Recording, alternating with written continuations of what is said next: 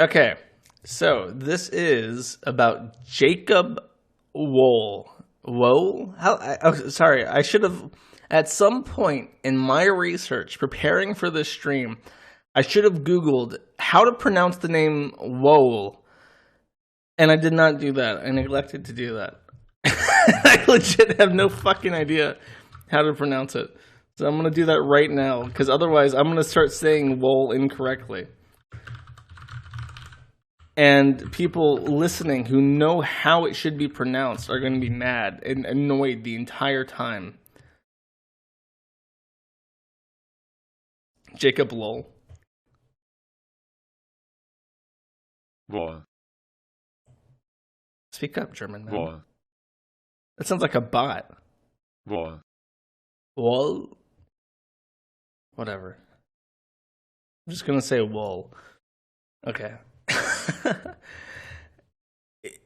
I found this guy by reading a Twitter article about, not a Twitter article, a Wikipedia article about Twitter bans. And I saw this guy, and his name was Jacob Wohl, and he was banned from Twitter for promoting conspiracy theories. And I'm like, that just sounds like bullshit. So I opened up Firefox on his Twitter page, and I'll make it bigger so people can actually see what I'm talking about. But I'm looking at it, and it's like, okay, Jacob Wohl, born in 1997, is an American far-right conspiracy theorist, fraudster, and internet troll. He was formerly an online blogger and columnist for the Gateway Pundit. Now, I'm reading this right, and there's a thing on Wikipedia. If you're watching like a Wikipedia or reading a Wikipedia article, and you notice that links have 8,000 like citations, like I think Alex Jones is a good one. And I'll show you Alex Jones real quick. Because I think he's a far-right conspiracy theorist, and then it has 6 fucking citations. And that's like a Wikipedia thing where if they're going to posit like a statement that people editing are going to find contentious, they add a ridiculous amount of like citations for it. And I want to see if Gamergate has it too. Oh no, this one's actually you're not actually supposed to have any citations in the opening article. It's supposed to be like in the paragraph. You see, each one of these has like 8 fucking citations trying to back it up. And that's a sign that the people editing it have an agenda. So I'm reading this right, and I'm thinking, okay, this has each one of these links. Each one of these links has like 6 different citations on it. So I'm thinking this has to be bullshit. And I say, all right, I'm gonna like I just posted it in the Kiwi Farms chat. I'm like, look at this bullshit. Where they're doing that thing where they try to back up their bullshit by having as many citations to their own bullshit fucking websites. Let's see, NBC, fuck NBC, fuck Washington Post. That's a political.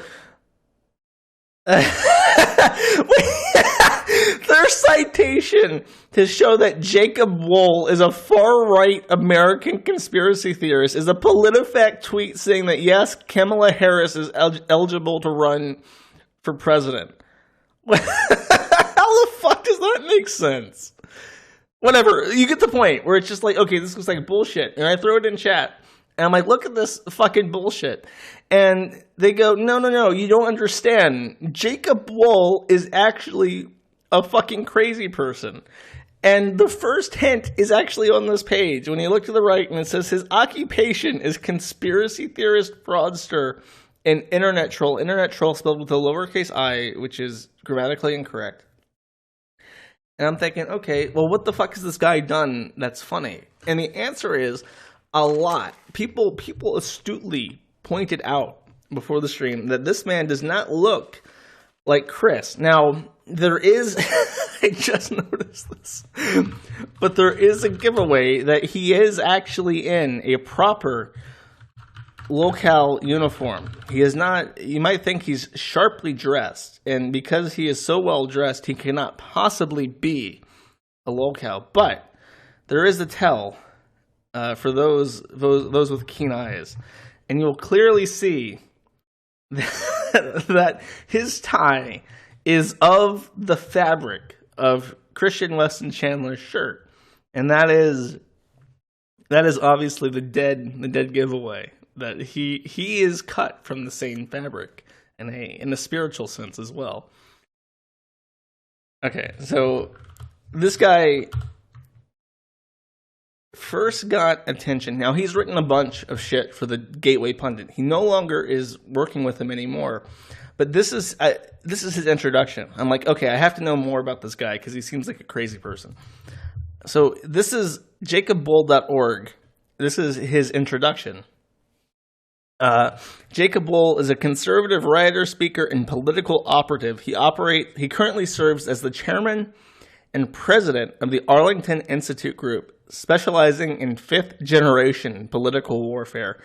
Jacob Wohl has written for the Gateway Pundit, Your Newswire, and Culture, both as a journalist and columnist, and was the youngest person to ever start a hedge fund. I forgot that he chose to put that in his autobiography. Wohl is an outspoken advocate for the state of Israel and has run major efforts to curb anti-Semitism in the United States. In one such effort, Wohl garnered over 220,000 signatures to a petition to remove Congresswoman Ilhan Omar from the House of Foreign Affairs Committee. The petition, along with the boots-on-the-ground investigation led by Wohl, led the White House to censure, as in to reprimand, Ilhan Omar in one of the first moves of its type condemning hate. Jacob Wohl is building an organization to continue the fight against bigots like Ilhan Omar, who threaten the constitutional fabric of our nation. What he does not mention, by the way, in this little blurb, is I want to say that there is somewhere. Oh man, Wohl is Jewish. There it is. He did not disclose that he is actually personally Jewish, which I don't know. It seems pertinent in that blob. I didn't know this at first, by the way. I didn't pick this because he's Jewish. I promise you. I found that out last, actually. But this is okay. This is very creatively written. I got to give it to him. He's a good writer. He went to a good school, I imagine. And this thing about 220,000 signatures to remove Congresswoman Ilhan Omar is not fake either. This is the Change.org petition that he has in his, what I guess is his CV. So he made this petition, and it actually got a lot of traction. It got shared around. Many of you watching this probably have signed this fucking petition to remove Ilhan Omar for her horrible anti-Semitic comments. But what's more interesting is actually this. Now, we'll get back to Ilhan Omar, because her he really fucking hates her. But this thing, the youngest person to ever start a hedge fund, this is not the only accomplishment that he's had. Because he wasn't only the youngest person to start a hedge fund, he was the youngest person to ever be banned from trading securities by the National Futures Association. And this is the determination by the NFA. I'm not going to read all of this, obviously, because it's very long.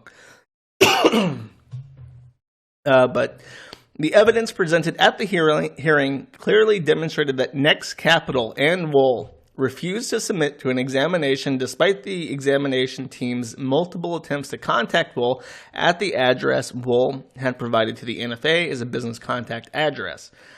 It explains earlier in this, by the way, that the address for his business was actually his dad's house. And no, this is not the National Firearms Act. This is the National Futures Association organization, which is an independent organization. Although the examination team acted appropriately and professionally at all times, the only response the examination team received was a phone call from Wohl's father, who denied NFA's authority to conduct an examination and threatened legal action should the examination team further attempt to contact Wohl. David Wohl's email to the NFA on June 23, 2016, denying NFA's jurisdiction, and repeatedly threatening the examination team with legal action should the examination team continue to pursue the examination, made it clear that Wohl and Next Capital had no intention of cooperating with the NFA, even after being informed of the consequences for continuing to fail to cooperate. The decision was basically that his company cannot be a part of the NFA ever again, and Wohl is also permanently banned from being a member of the NFA or to participate as a securities trader.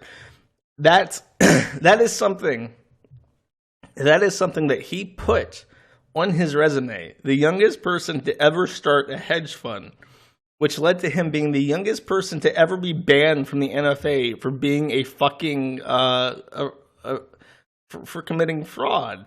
There's there's a complaint that somebody had given him $75,000, and when they called to ask about that money, it had made money, is what Wohl told the investor, but he did not give them the option to get their money back. So he just stole that fucking money. And there's a story like this that I just can't wait to tell you.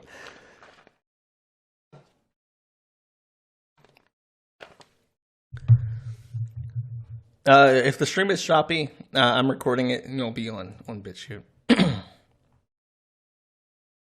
Ooh, do I want to start there? Okay, is this long? How long is this? I'll read this. I promise it's worth it. I want to give you an introduction. This is called Surefire Intelligence, the CIA for Hire for the Rich and the Famous by Evan Goldman, an Israeli journalist covering the shadowy world of private intelligence. In a nondescript building in Orange County, California, behind a large, heavy, unmarked steel door, there are a group of intelligence professionals working on brainstorming the tactics for a new case brought to them by a high net worth client. They don't work for the FBI, the CIA, or any other government agency. Matthew Cohen, the sole partner of Surefire Intelligence, told me that the client worked in high finance, but was not willing to divulge more, citing contractually obligated confidentiality. The client, whose case represented an almost seven-figure payday for the firm, hired them to execute what was described by one Surefire operative as due diligence. I was allowed to visit Surefire's office under the condition that I wouldn't divulge the exact address. When I entered the first of the two layers of doors, a Surefire employee, a well-built man in his late 40s or early 50s, asked for my cell phone before placing it in a metal box. Then I was scanned with what looked like an RFID meter, presumably to check that I wasn't wearing any hidden cameras or recording devices. The origins of Surefire Intelligence are little known. It's widely believed to be a firm that began as a group of former intelligence officials who were executing a la carte jobs for international clients, namely in the Middle East and Eastern Europe. The firm's head, Matthew Cohen, who grew up in Orange County, grew up in Orange County, California, not exactly the kind of place that you would imagine Eastern European and Middle Eastern intelligence agents to be coming from. Says that he moved the operatives to the area because the money here is good and the weather is even better. The firm now employs more than a dozen staff, including forensic accountants, whatever the fuck that means, former intelligence professionals of various nationalities, cyber specialists, investigators, and a translator who boasted that she was fluent in 8 languages: French, Russian, Ukrainian, English, Swiss, German. I'm pretty sure people from Switzerland don't say they speak Swiss German. I could be wrong, but that's funny to me. Spanish, Portuguese, and Mandarin Chinese. On the wall of the office, under the noticeably cold air conditioning, there were 8 mounted television, each of them tuned to a different news network. Cohen, who founded the firm, yes, we know this, you said that 3 fucking times, every goddamn paragraph introduces Cohen as the founder of the firm, is a young titan. And this is a young titan, unlike somebody else we know who's very young and a self-proclaimed titan of something, is the young titan in this mostly shadowy industry at age 25. The other 8 operatives who were working inside the building on the 2 days I visited in early August ranged from 27 to 58. Surefire which to this point has served mostly as a fixer, which is a crime, technically, for high net worth individuals, is aiming to break into the realm of corporate intelligence and counterintelligence in the near future. While they have now worked on what the firm's COO, Daniel Helms, describes as a handful of corporate jobs, Cohen said, as we gain more experience as a team and develop an even longer and more illustrious track record, I'm sure the Fortune 500 will come calling. I'm sure they will. I asked Matthew Cohen if I could speak to one of the firm's current or former clients. Cohen said that he would do his best to put me in touch with one of them. Why would he do that? If you're entering a place that has like 2 layers of blast doors in Los Angeles, one of the most secure cities in the world, obviously, why would he put you in contact with one of his clients?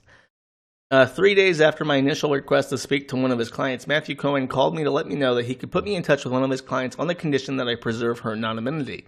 I agreed, and 3 days later I met her at a coffee shop in Denver, Colorado. The client, a middle-aged, seemingly well-heeled woman, said that she paid the firm what she could only describe as several $1,000s. I guess this firm takes 7-figure paydays and also several $1,000s worth of income to investigate a former business partner that had absconded with hundreds of thousands of dollars embezzled from the business. Based on the after-action report that Surefire produced, the client from Colorado described the operation as follows. Over the course of 3 months, Surefire's operatives tracked down the subject of the investigation using both electronic and other means. Once he was located, they began a process of creating 2 reports designed to impeach his credibility and highlight his alleged financial crimes. 2 Surefire operatives met with the subject of their investigation in public as he was picking up his morning coffee at Starbucks and asked them to take a seat so he could show them something. He obliged.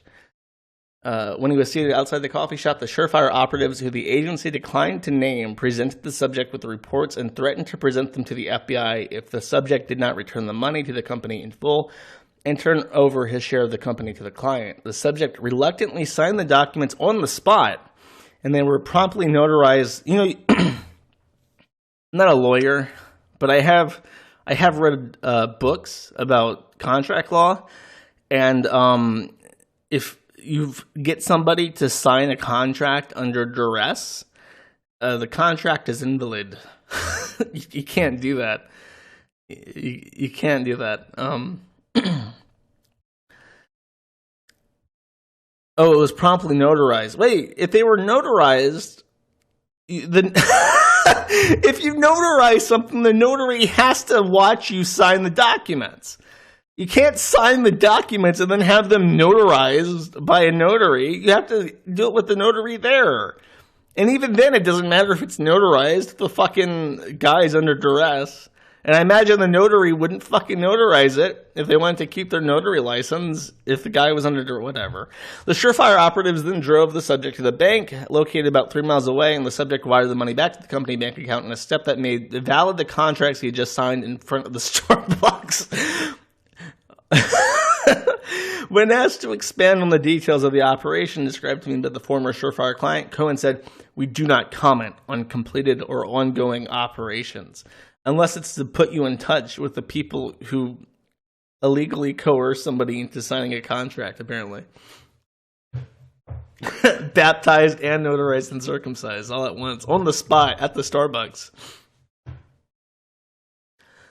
Okay, so needless to say, this is all bullshit. Evan Goldman does not exist. Evan Goldman was a Twitter account made by Wohl, who has many different Twitter accounts for various purposes. Now, the source I'm about to use is the Daily Beast.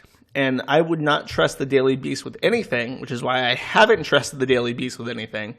I've looked it up to make sure that it's right. He actually did do this. And the reason why they knew that Surefire Intelligence belonged to Wohl was that he had registered the business and the phone belonged to his mother. So when they called Surefire Intelligence to see if they actually existed, David Wohl's mommy picked up and was like, "I have no idea what you're talking about." So if you don't know what happened with this particular conference. David Wohl, pictured here, looking very dapper and also quite sad. He looks like a school shooter. What school shooter? He looks like fucking Elliot Rodger. Just a bit. I think it's Elliot Rodger. I think he definitely reminds me of somebody. If you guys know, yes, he absolutely looks like fucking Elliot Rodger. Just not a halfie. He's not a happas. Anyways, he accused Mueller of sexual assault. He said that he had a witness willing to testify against Mueller and say under penalty of perjury that she was sexually assaulted by him in 2010. Oh, Cold Steel Cruise, too. That's right. The issue is that he put up a picture of this woman with her face blurred out, and it turned out to be a picture of his girlfriend. This is a picture that he had put up on the internet a few days before, or not a few days before, but much, like way earlier, with him and the girlfriend. And the original was uncensored. This guy chose to censor it, I think. And then this is the one that he put out for his professional press conference, where he just took out MS Paint and used the paint tool to spray over her face. But, basically people just reverse image searched the picture and found out that he's completely full of shit. Needless to say, this woman did not turn up at this press conference that they had scheduled to state their claims. And I have video of this. My only concern is that it may not be too interesting. I just kind of want to give you guys a understanding of how that press conference went. Not to make a scene, not to cause a problem. She walked about 30 feet towards the elevator Hold on. with Mr. Mueller, and they went up the elevator to what she says was a suite on the 19th floor of the hotel. Jacob, you have an honorary law degree from Harvard and you've done a great job laying it out. I would say, the one thing I would add, I find it interesting that the special counsel is already defending himself prior to our press conference. He's leaking and/or putting out, I don't know which, that he was on jury duty that week. Again, I want to... It was very dry. That's the thing. I couldn't find any particularly funny moments. What is interesting is actually mentioned in the article from the Daily Beast, where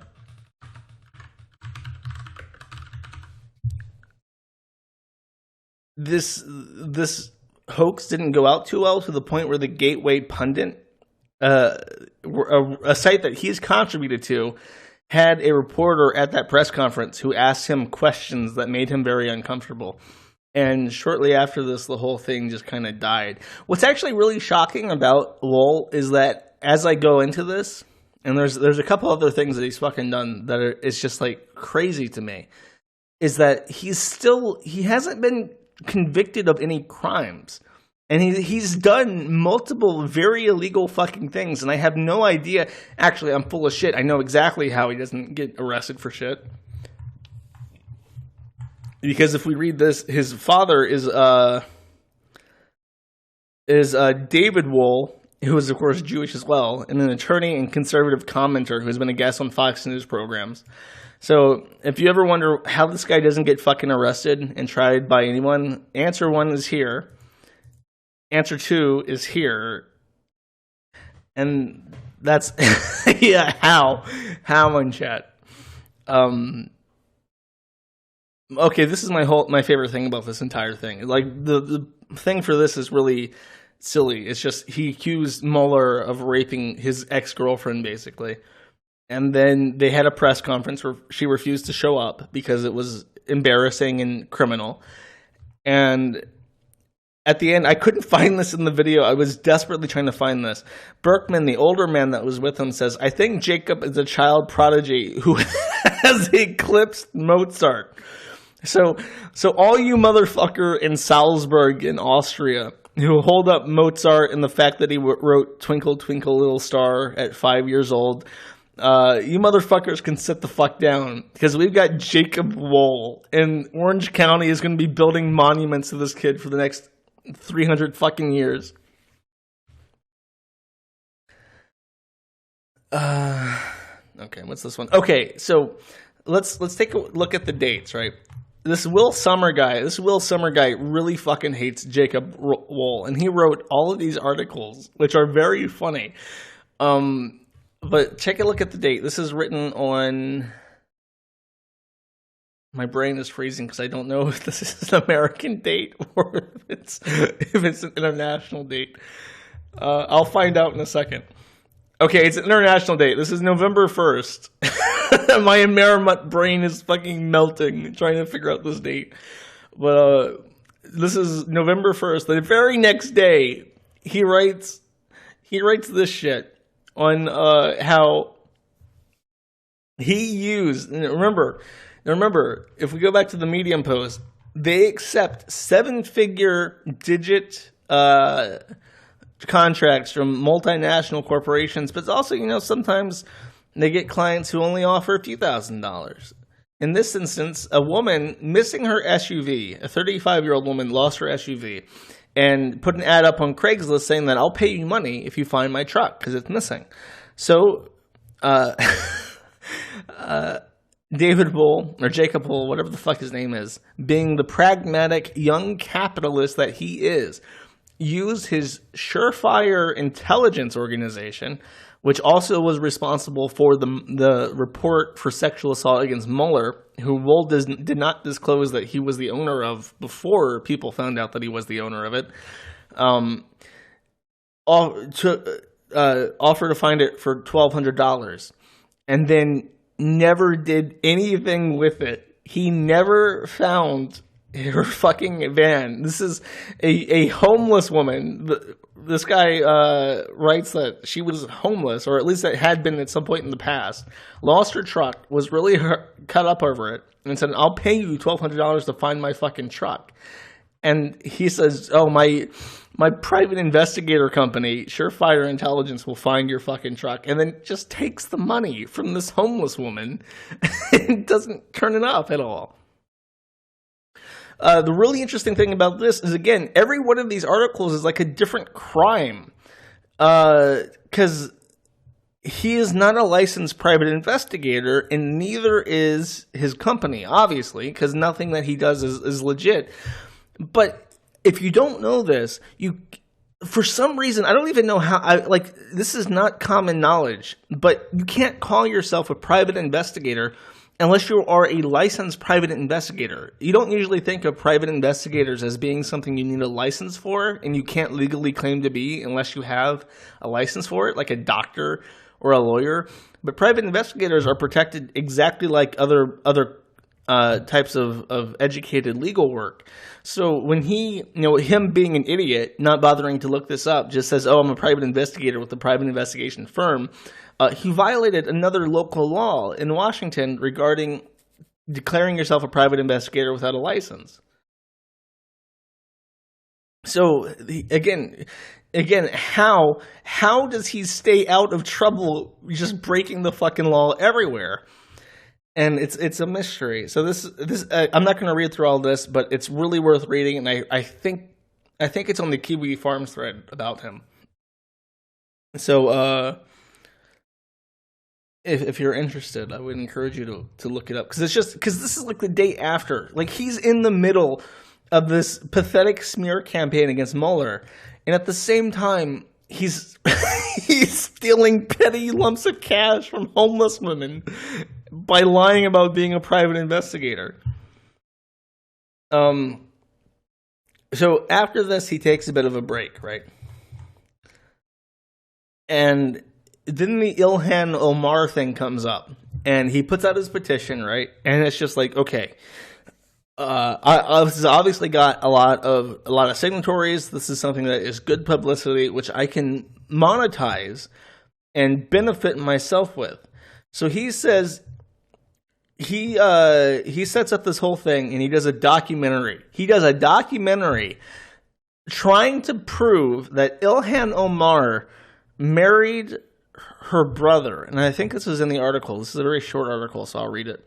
Right-wing personality Jacob Wohl appears to have faked death threats against himself and submitted them to police as evidence that he was facing terroristic threats, according to newly released documents.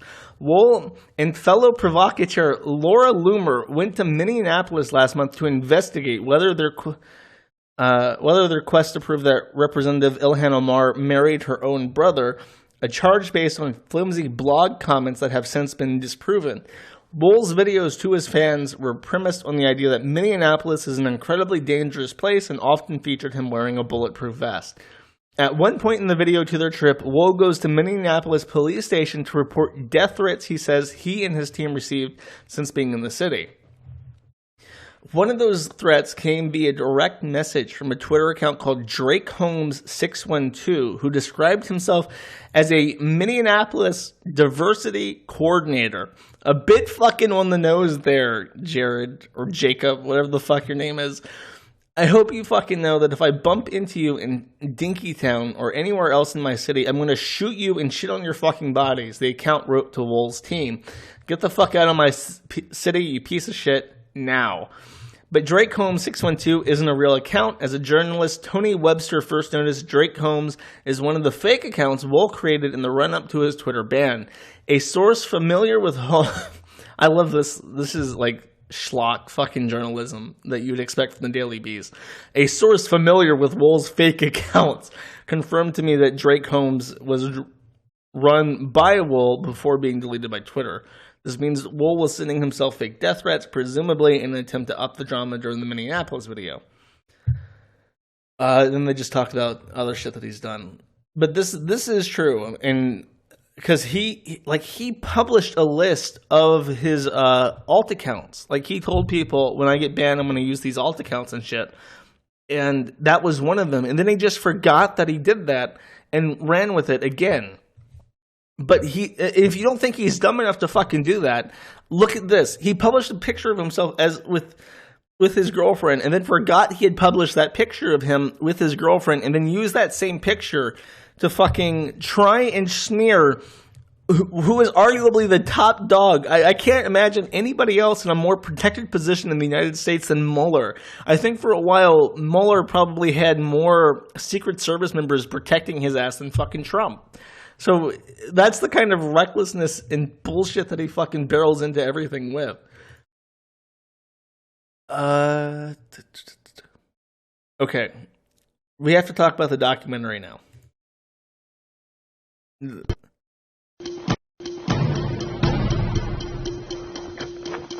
Are we rolling? All right, guys. Laura Loomer here. We are here in Minneapolis, Minnesota. That's Congresswoman Ilhan Omar's home, about to serve her with a sworn affidavit, swearing under penalty of perjury that she has never married any of her biological siblings. So let's go.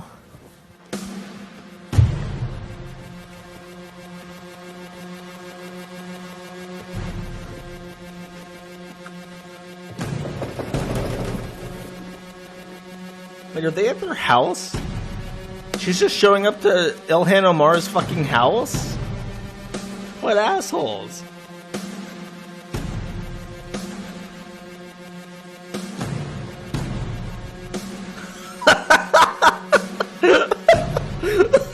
The lights are on. Ding dong. The lights are on.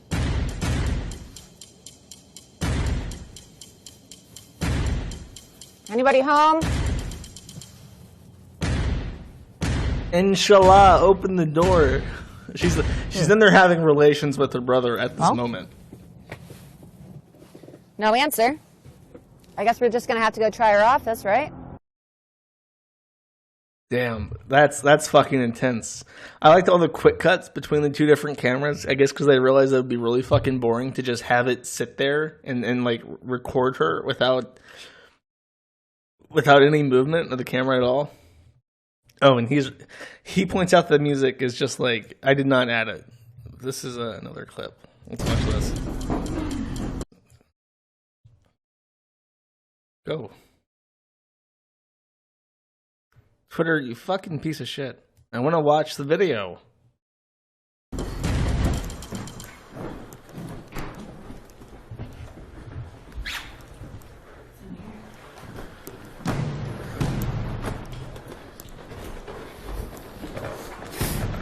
Please ring, okay.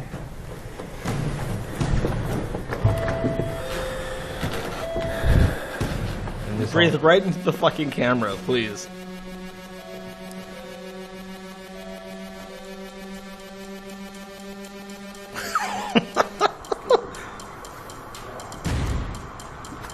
He's trying to break it.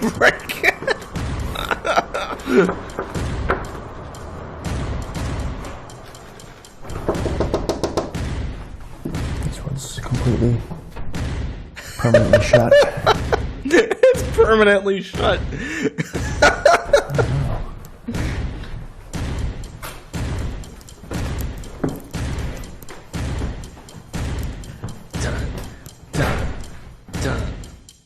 It's like Batman Nolan music for the fucking Dark Knight Rises. I'm gonna call him. Shit. We're gonna call him here.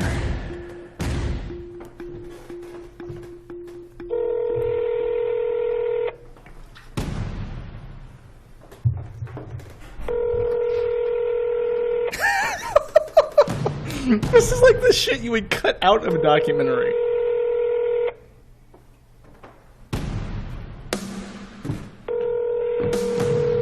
Sorry, extension number 612333127 didn't answer.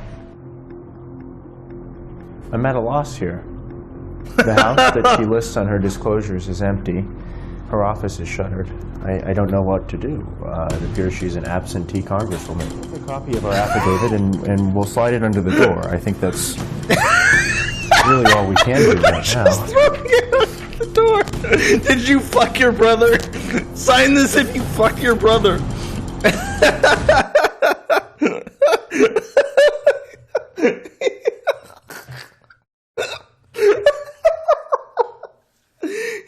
He knocked at her house once. He went to his office once, and then just slid. He just slid this paper under the door that just says, "If you didn't fuck your brother, sign this paper under penalty of perjury." That is fucking incredible. That is preposterous. That is amazing.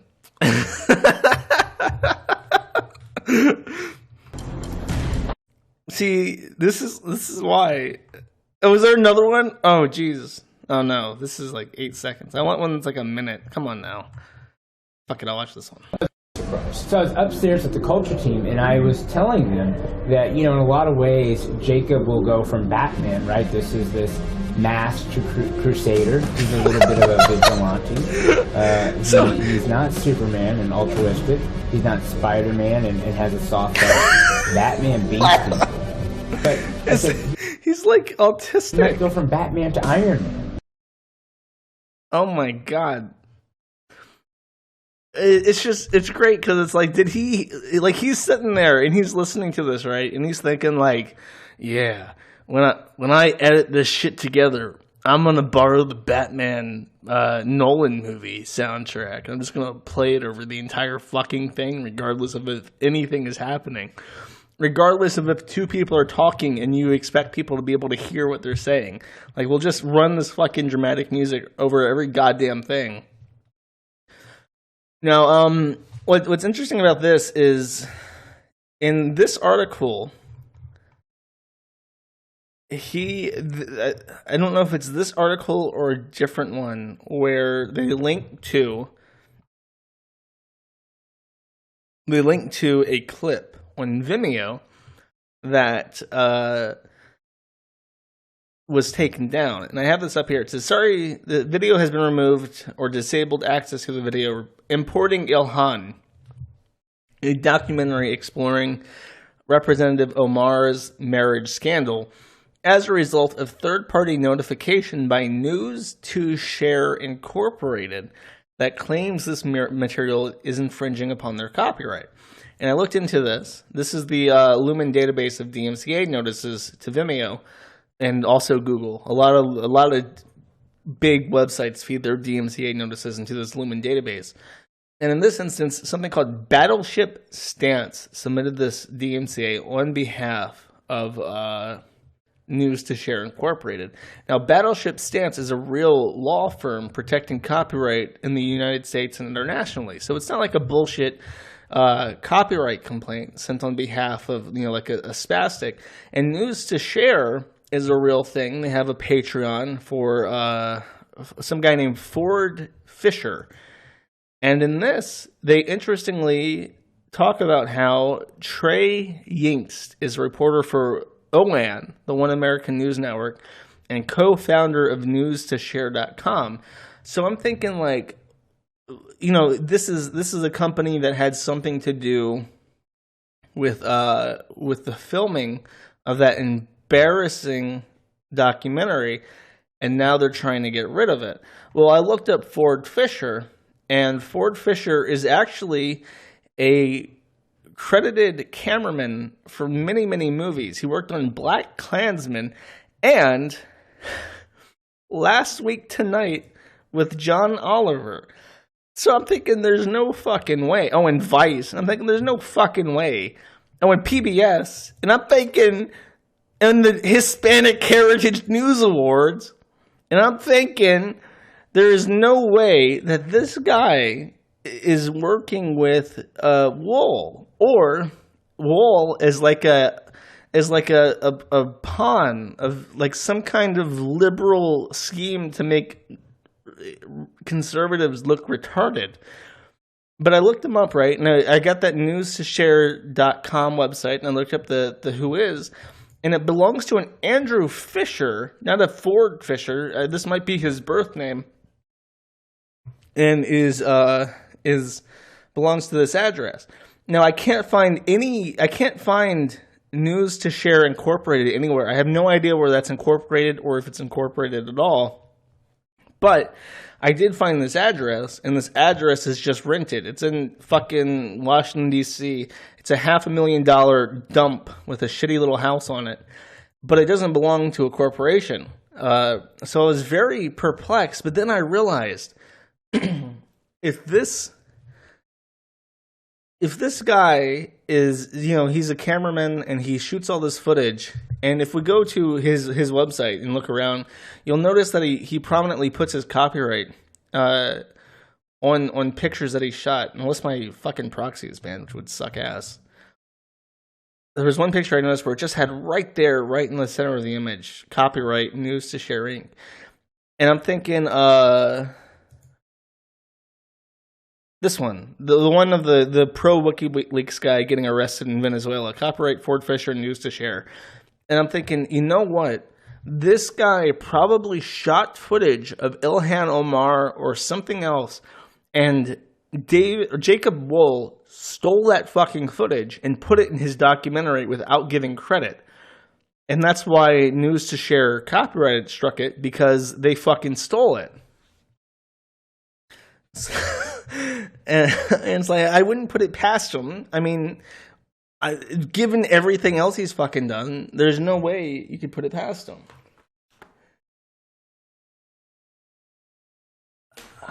But this had me wrapped up for like an hour trying to put this together. Now, there is one other thing I want to talk about in regards to these people. You might have noticed that Laura Loomer is in that documentary. And I just fucking despise Laura Loomer. Laura Loomer is the ugliest fucking clown. She's a neurotic, despicable clown. What really pissed me off is that when she got banned from Twitter, right, she goes and chains herself to the door of the Twitter HQ. Now, she doesn't chain her. You can see this in this picture. She does not chain herself to both doors. So if you are working at Twitter and you want to go to work at Twitter, you can just open up the right door instead of the left door that she's chained to.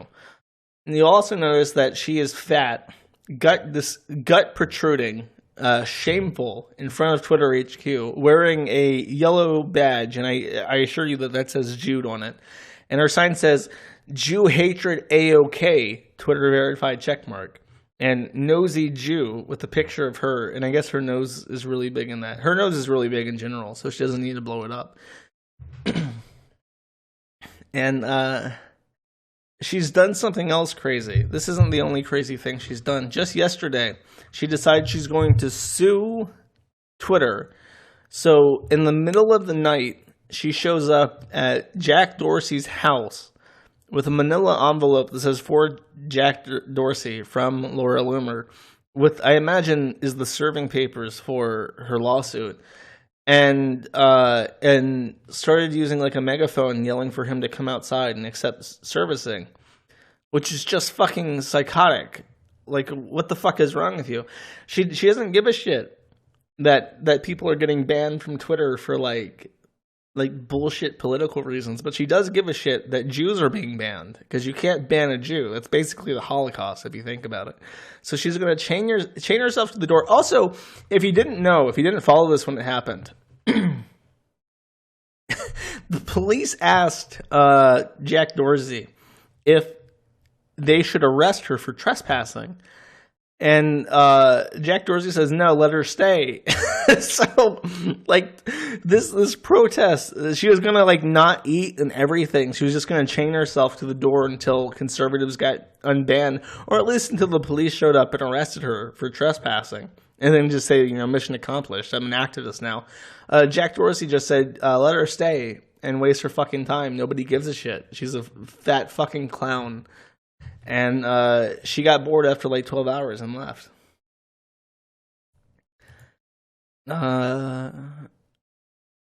It's a picture of Christian. I think that's it. Did I burn through everything real fast? There was something I wanted to read something else, that it was about the documentary. Oh, I didn't get to this. Okay, so most recently, as in 2 fucking day, this got published by my man Will Summer, who really fucking hates David or Jacob Wohl, as we've established.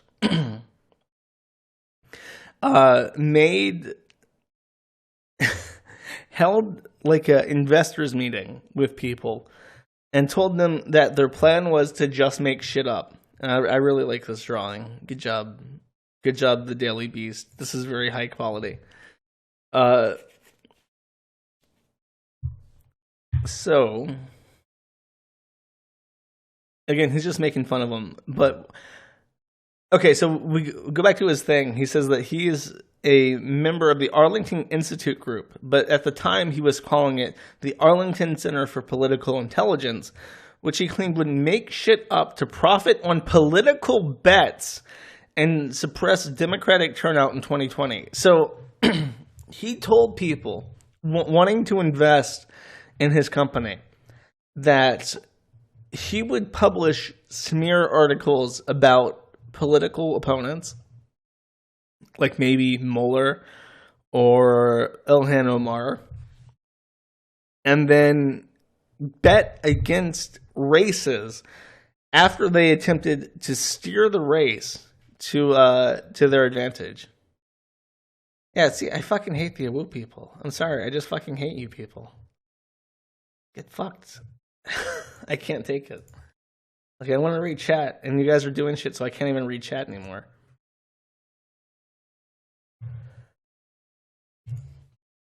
I want to talk about the fact that Jared Wohl, whatever the fuck his name is, has broken 4 different fucking laws to try and make money. Look at how are you not mystified by this? How are you still thinking about dogs when this man has the audacity to like email people and call them at their house?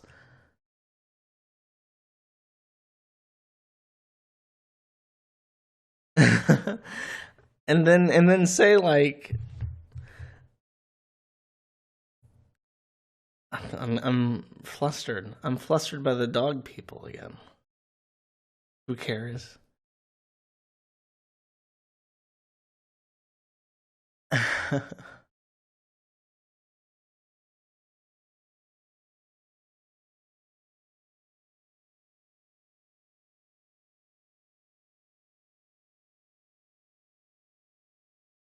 How was he fed?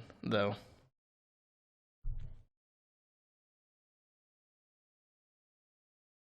I'm curious, like, what is the, because you said that before. I'm curious if he's a Fed now, because the shit he does is just so preposterous and damaging to his own interests. And he's Jewish, so he's a Fed. I don't know. Here, I'll look this up live, because David Wohl is an attorney and conservative commenter. Is he also a Fed?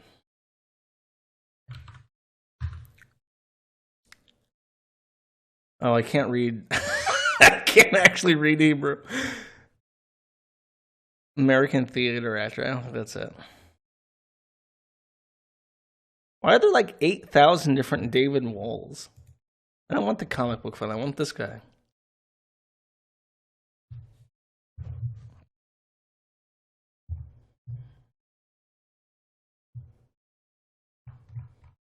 And is Fox blocking Israel? There we go. Like, you better not fucking block. Oh, this is just like the shit he's done. What the fuck is he? He's a member. No, because that's a MD. How many fucking David Wohls are there? God damn it. Mossad connections. I don't know. It flabbergasts me. Because if I had done any of these fucking things, I would be in jail. If any of you fake being a private investigator, you'd be in jail. If any of you stole money from a homeless woman trying to find her truck, you would be in jail. If you accused a public official of rape in a flagrantly false and salacious way like that, you would be in jail. If you stole money from private investors as a hedge fund, you would be in jail. If you made a company and told people that you were going to hedge bets that were rigged in your favor by things that you published, you would be in fucking jail for it. You think that because he's gotten away with it, he's a Fed? I don't know. Because, okay, here's my counter argument then. If that's going to be your evidence for him being a Fed. Yeah, fuck you, Kowalski. I don't need you, nigga. If he is a Fed, why is he so bad? Does he get away with it because he's so pathetic? That's my thinking, is that he's not a Fed. He's just a spoiled brat who's terrible at everything he does. And nobody puts him in jail because he's just so ineffective. If he was actually good at what he did, he'd be in jail after he got caught. But he's such a tremendous fucking failure that people just feel bad for him. And his father can, like, you know, the lady missing her truck, you know, she catches on to it. It becomes a thing. And then David Wohl comes out and just like pays her money, buys her a new truck. And that's it. She doesn't press charges against him or anything. How can a 21-year-old be a Fed? Ask, oh, what the fuck's his name? What's his name? The guy who's obviously, he's like the son of an FBI agent who was in he was like a coordinator for tragedy planning or something. Not Zoom.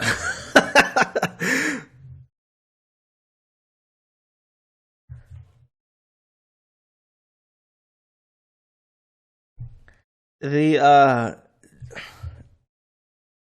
Hogg, that's it. This guy's 100% because his father worked for the FBI, and his father not only worked in the FBI, his father worked on he worked on something like disaster management or something. It's really suspicious. It's like preposterous that sequence of events would line up at once. And I think it's probably the same thing if he is a Fed. I don't think age has anything to do with it.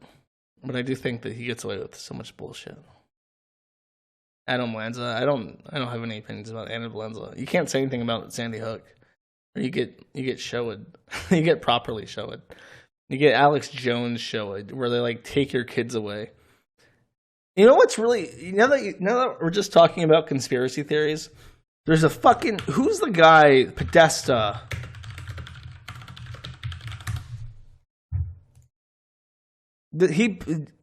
John Podesta posted this like immediately after Alex Jones had his kids take away. Pizzagate crazies, you can keep it up, but it's 100% false. Watch your man Alex Jones grovel and then get a life by fucking John Podesta. Tweet unavailable, tweet unavailable, tweet unavailable, unavailable, unavailable. Is this one also unavailable? I want a combo here. Come on, Twitter. Load. Oh, I guess it won't load because it's not available. And then like all the comments are just all the creepy shit that he has, like these pictures of little kids being raped that he has on his wall. This picture of this is the conspiracy theory that I fucking buy into. I think this guy fucking murdered Madeleine McCann. I 100% fucking believe that shit. There's no way that this fucking man did not murder and rape the fuck out of Madeleine McCann, because his fucking brother and him look exactly like the fucking guys from these police sketches. There's no fucking way that he did not do it. I don't want to go to the call line. People are just going to woo at me. I'm not emotionally stable enough to take the fucking woos right now. I'm already at the brink. Him and his real, he and that fucking guy also went to fucking Portugal. There's no way. He's 100%. This shit turned me into a crazy person because it's just like it has to be real. There's no fucking way. You don't have that many coincidences in a row. What is this?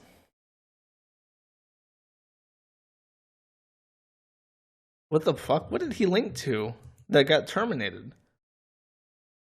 Is this archive? I'm curious what the title is.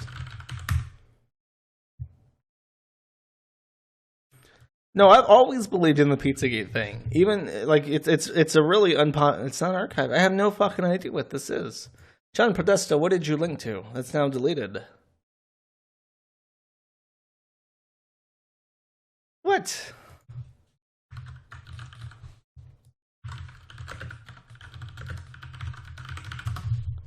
You're full of shit. What the fuck?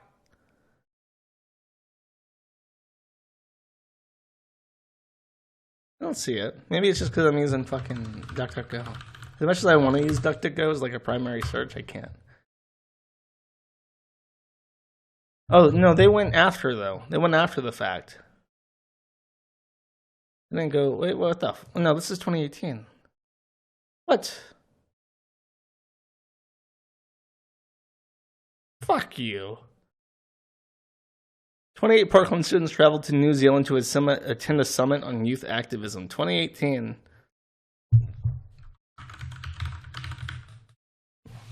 What? Fuck off. That didn't happen. Oh, I don't believe in the QN and shit. I think that's retarded. But I do, like, there's just so much shit around John Podesta specifically, where it's like, there's no way this guy isn't, like, eating children. Like, I'm there with that.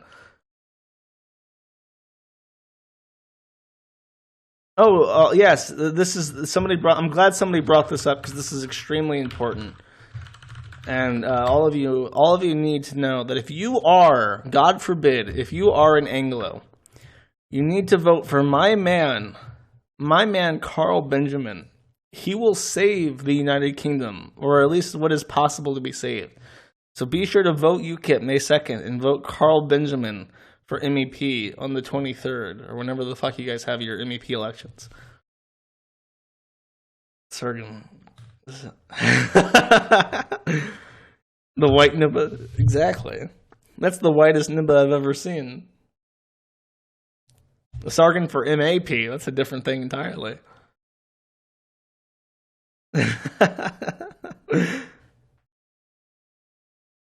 Dude, you know what's funny is I have, like, on the Kiwi farms, obviously we have a lot of degenerates and weirdos. And there's one girl in particular, she is from the area where he's running. And she is like a druggy waster who lives in council housing with like a tard that is like simultaneously somebody she's paid to take care of and also her boyfriend. And she never has to worry about anything ever again. She's fine. She's got it. And I'm like, vote for Carl Benjamin, Carl Sergen of Akkad. Vote for him for MEP. And she's like, no, like not even as a joke. I can't vote for that pathetic fucking waste of space. And I'm like, you there is literally nothing that anybody can take from your country to make it worse. It's already as bad as it's going to get. Like it's fucking broken. Vote for Sergen. And she's like, no, I'm not voting for Sergen. Like, what the fuck? And I've tried multiple times to get people to vote for Sergen, and nobody will hear me out. They refuse. They refuse to vote for Sergen of Akkad, and I don't understand.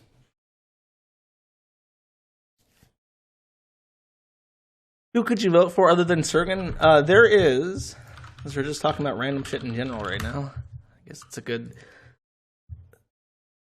way. There is I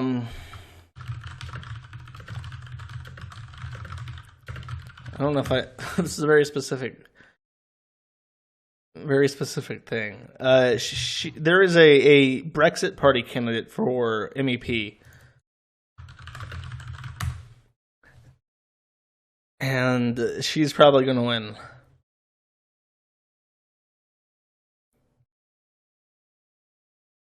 I don't know who it is. Tell me, chat. Tell me, who is this lady that they're running for MEP? How does the Brexit Party already have 14 seats? That's nuts.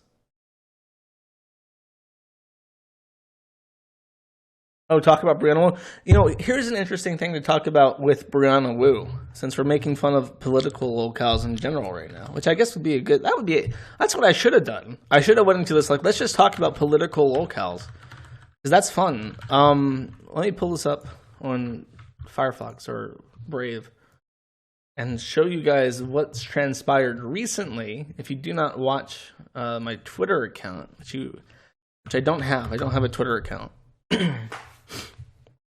I did not retweet this on my Twitter account. Brianna Wu, okay, I'll just, if I want to read these tweets. I'll just read starting here. If you want to stop future mass shootings planned on 8chan, the course of action is very simple. Get a warrant and start prosecuting all the blatantly illegal actions taken there. It is a crime to post stolen credit card information. It is a crime to host child pornography. Media needs to hold the Justice Department accountable in this while they continue to ignore 8chan. This is no longer drama from the games industry. There have been 2 major mass killings this year planned from someone radicalized on the site. We have to stop the next one. Additionally, 8chan owner Frederick Brennan is a U.S. citizen. Our State Department needs to get him extradited back to the United States to answer for his long list of crimes. It is too late to save the people that have been killed because of 8chan, but we can stop the next one. Now, I want to go back to the Quickie forums because I posted something about this, and I'm going to read you my post. See, this is an improvement. I'm reading my own post off the site now. I wrote this title for this thread very clickbaity. Brianna Wu seeks to extradite and incarcerate crippled midget with fragile bone syndrome for hosting website, which is not wrong. This is what Frederick looks like. If you don't know, he meets that description. I don't have anything against him. It's just that that's what he is. I'm going to show you guys this picture as well because I can. I took this in Japan when I was with Frederick and co from 8chans. This is Ron's Shiba Inu, and as you can see, it is a very vicious pupper, and he is powerless to repel the doggo kisses. He is unable to stop this torrent of love from this dog. And this is probably my favorite picture from the Japan trip because it's so funny. Look at that dog.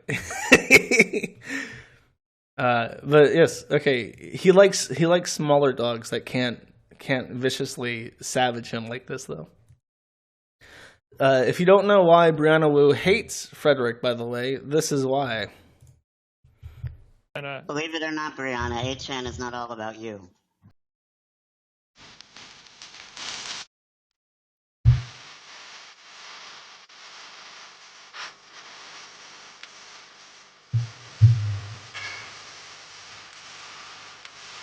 It's one of the greatest things that ever came out of 8chan. That specific clip, because he was on the news, and they were just talking about Gamergate, and this was like the first public appearance that Brianna Wu ever had. And they're like, okay, well, fuck it. Well, let's get the guy from 8chan on. And he's probably like this weird antisocial guy that will make a fool of himself and just be an easy target for Brianna Wu to beat on and make, emasculate. And they get Brianna Wu on. Nobody knows anything about Brianna at the time. Nobody knows about being trans. Nobody knows anything about their history and fraud and how they defrauded contractors, how they claim to be, like, I hate Brianna Wu. Brianna Wu annoys the fuck out of me. But nobody knew any of that at the time. And they're like, okay, let's get this weirdo. Because what we do know about Frederick, what the Washington Post knew about Frederick at the time, was that he was the former admin of WizardChan. So it's like, oh, he's like a virgin that ran a website for virgins that hate women. Let's get him on the air with a woman, and there's just going to be spaghetti all over the fucking place as he's unable to hold any position against this agile, lengthy Sasquatch woman who will devastate him on national television. And Frederick is actually very articulate, and he thinks a lot about his positions and is very well guarded about his beliefs. So it's if you're not knowledgeable about what you're talking about when you talk to him, you kind of look like a fool. And he's very good at coming up with like gotchas. He's very like, he has witticisms that he'll pull out and just dunk on you. So if you're not ready when you're talking to him, you look bad. He'll make you look bad. And Brianna looked like a fool talking to Frederick, which was supposed to be like an easy softball kind of interview with him there. And since this recording, Brianna Wu has never had another interview with an opposition on the same interview. He never again. They've done like softball interviews with like local news and stuff, but they've never talked to somebody who disagreed with them on the news ever after this point. But if you don't know, Frederick left or was removed from adminship on 8chan like in 2016, like halfway through 2016. And then in late 2018, he completely removed himself from Jim's company, and Jim is the person who owns 8chan today. So he has no affiliation, even indirectly, with 8chan at the current time.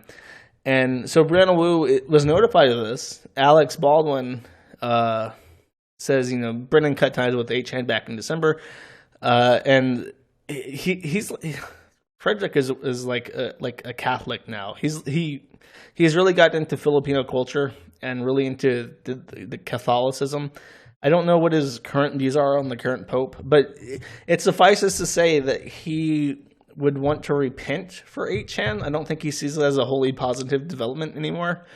And the Wall Street Journal wrote an article about this, and Brianna Wu, in response to reading about Frederick's conversion to Catholicism and repentance for sins on earth, says, the statute of limitations is nowhere near past for the crimes he committed. He needs to face the music.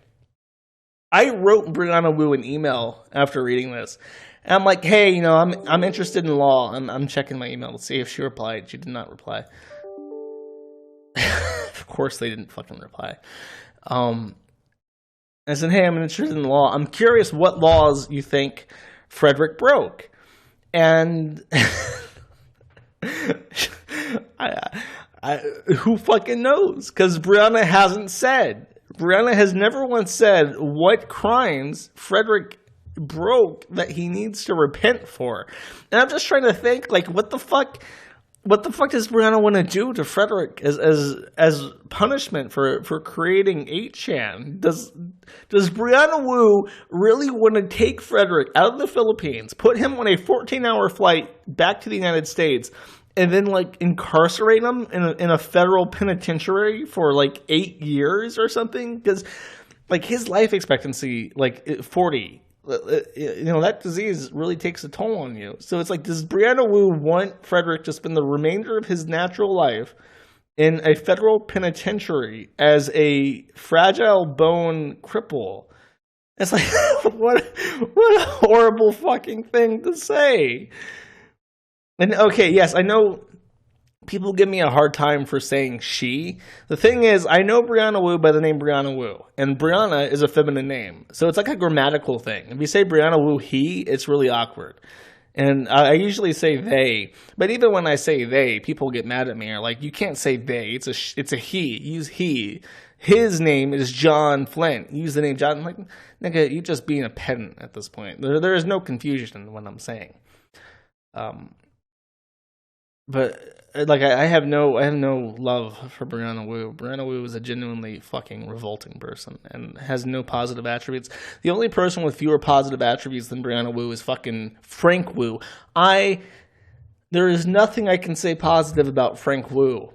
Frank Wu is somebody who never shuts his fucking mouth, and I mean that literally. If you go to Google, if you go to the Googles, right,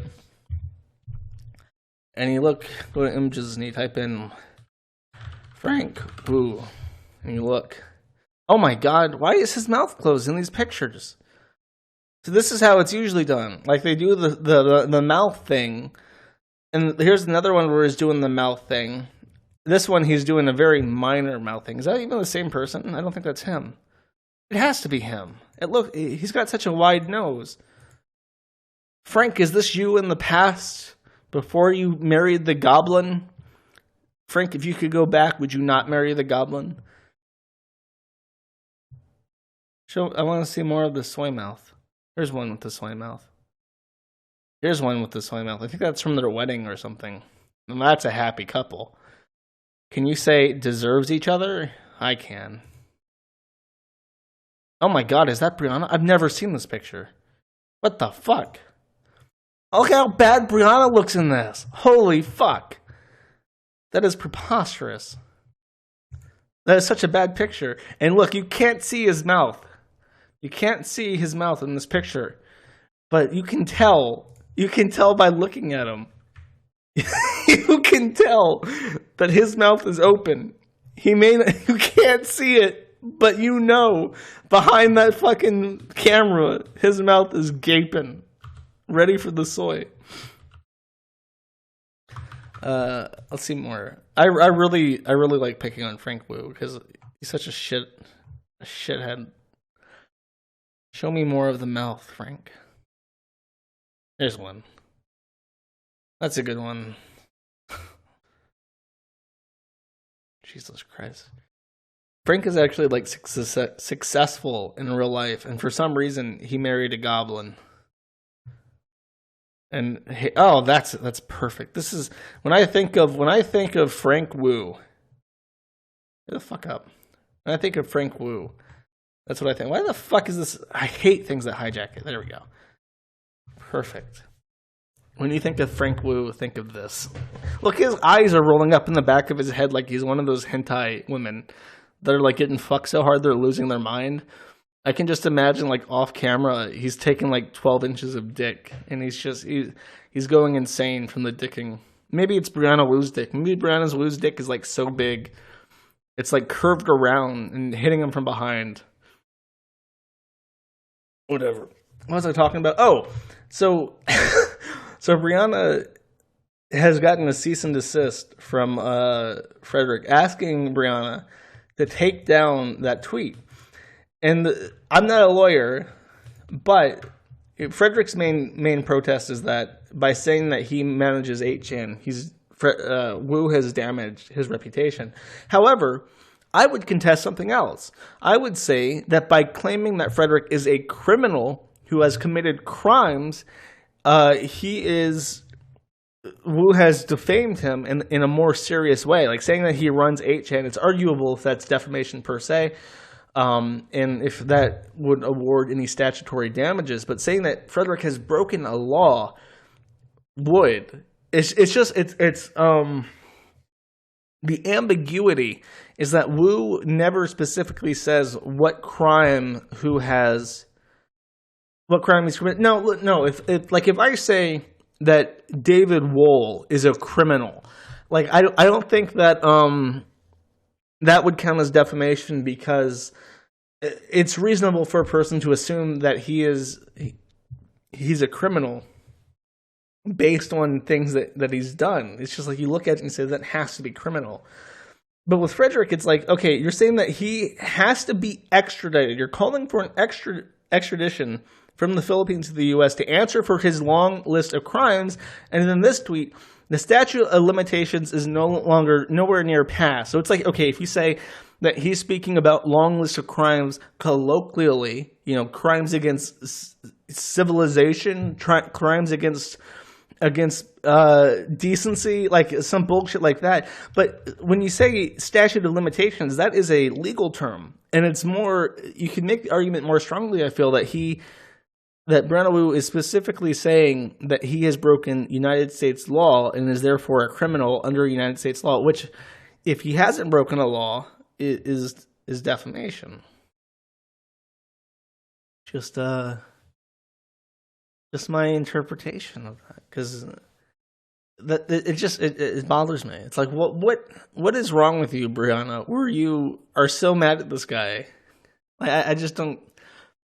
Oh, and I have sent this to Rakita, whatever the fuck, and it's like, are you interested in this? And he's like, yeah, tell me more. So hopefully I'll get to talk to him about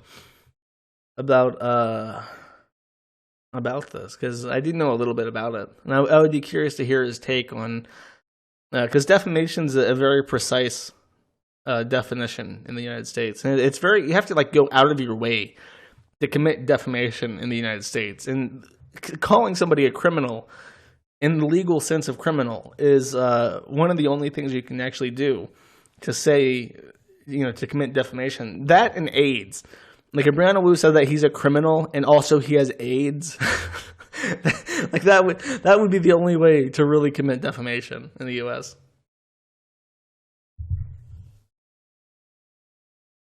So yeah, are there any other political lolcows? DLive is HIV. Well, that's not defamation because it's true. There is a. I won't be able to think of the name of it, but there's a case from the 1600s where two businesses are having a dispute because one business owner is spreading rumors about the other business owner.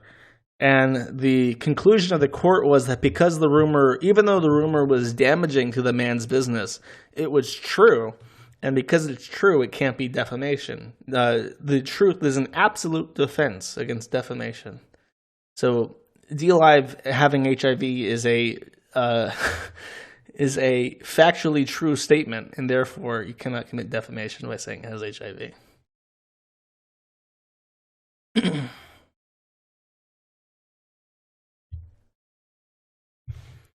You did fuck Filipino hookers. Hey, now, in the sex industry, because Philippines is very ANCAP, and, businesses take care of their sex workers. That's one of the strongest arguments for prostitution being a legal thing in the U.S., because then you can tax it, and you can make sure everybody gets HIV tests.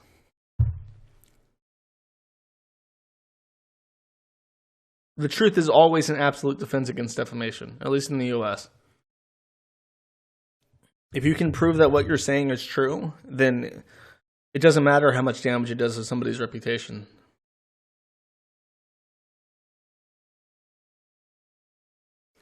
Thailand is the one that has the reputation of being where pedophiles go to have sex with kids. But Thailand, it's a very unfortunate reputation because Thailand's a very beautiful country with delicious food, and it's a great place to go on a spirit journey by taking magic mushrooms. Isn't there a photo of Frederick at a strip club? Yes, there is.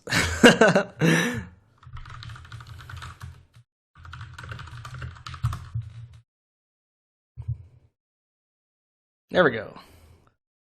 This was at the peak of 8chan, where Frederick was essentially a god. He had deity status amongst people who use the site. This is a picture from a happier time, chat. from a very happy time where it looked like the internet was on the up and up, or at least a little while.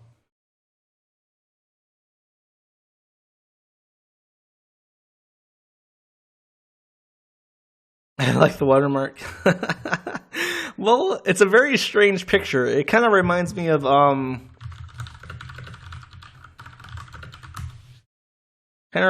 this, where it's just like it's such a surreal photo that it is something you want to watermark. I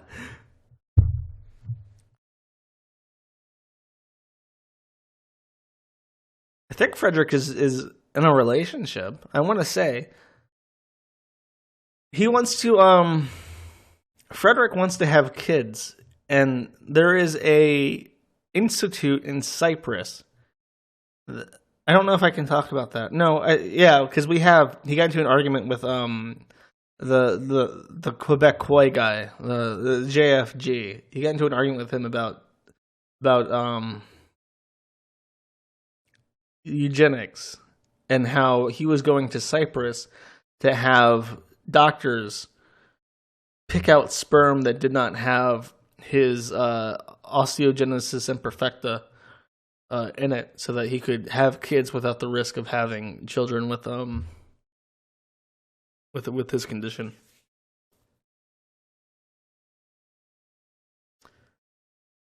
You don't like this pic? This is one of the best pictures ever put on the internet. You guys know that this is actually Rich Evans, right? From Red Letter Media. Like, that's not a joke. That is him. That's his childhood picture. And that's him today. And this picture showed up on Ellen DeGeneres, and they didn't credit Rich Evans from Red Letter Media.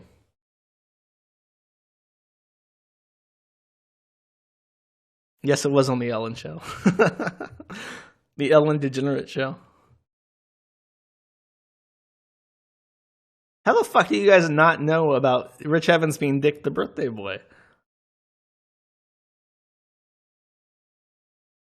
Libel is a form of defamation. If somebody accuses you of libel and you're being right, you're being truthful in what you say, and you can prove it, that's an absolute defense against that claim as well.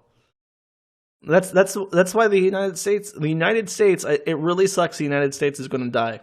Because the United States has the best laws for speech in the entire world. Even if you're not an American, you want to put your businesses in the U.S. because it just has the best speech laws in the entire world. Sucks for privacy. Sucks for living there. You don't want to fucking live in the U.S.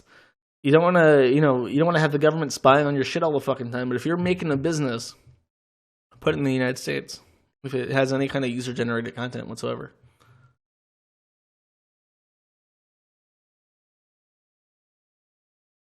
If the information was what? Okay, privileged information is not the same thing as what you're thinking of. If somebody, like if Frederick's story about selecting sperm was a privileged story that he told only me, I can still tell people about it. And you can't sue me for defamation. Privileged information is like trade secrets. You're thinking of like a company telling you something as a part of like a business affair, and then they're not suing you for libel because it's true. Libel can't. It's not libel if it's true. It's a contract violation or something. I wish I had some ice cream.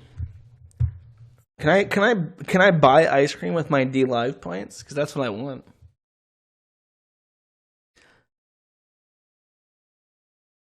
Anti-Semitism law passed in Florida. That sounds fun. Slander. Anti-Semitism law, Florida. That sounds like something that would not hold up in the Supreme Court.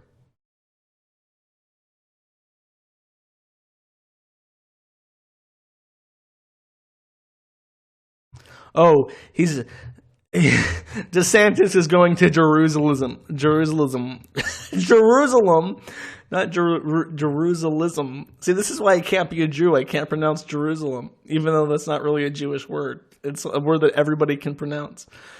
So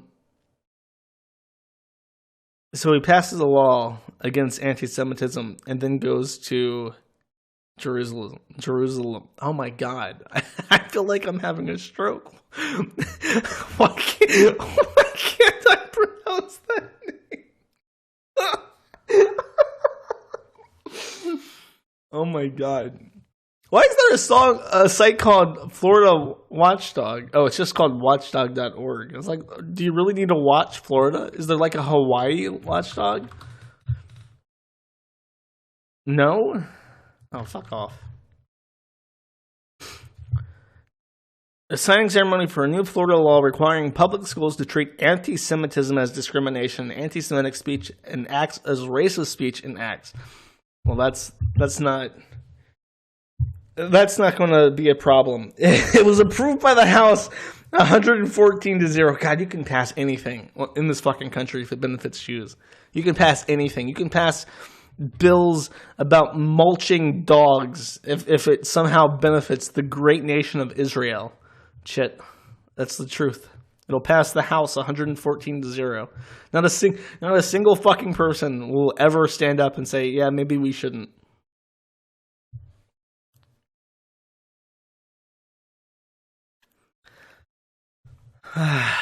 So he signed the bill and then he goes to fucking Jerusalem in Israel. And, it's just like, hey, goy. Or hey, what do you call a Jew? If you're a goy, what do you call a Jew? Because it sounds like it's anti-Semitic to be like, hey, Jew, I passed this bill you like.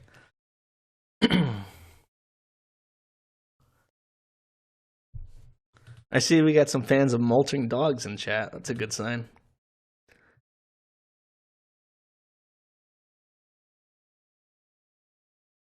Minch.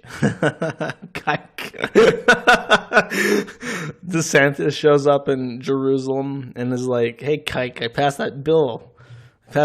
You better give me some fucking trade deals. What's this link?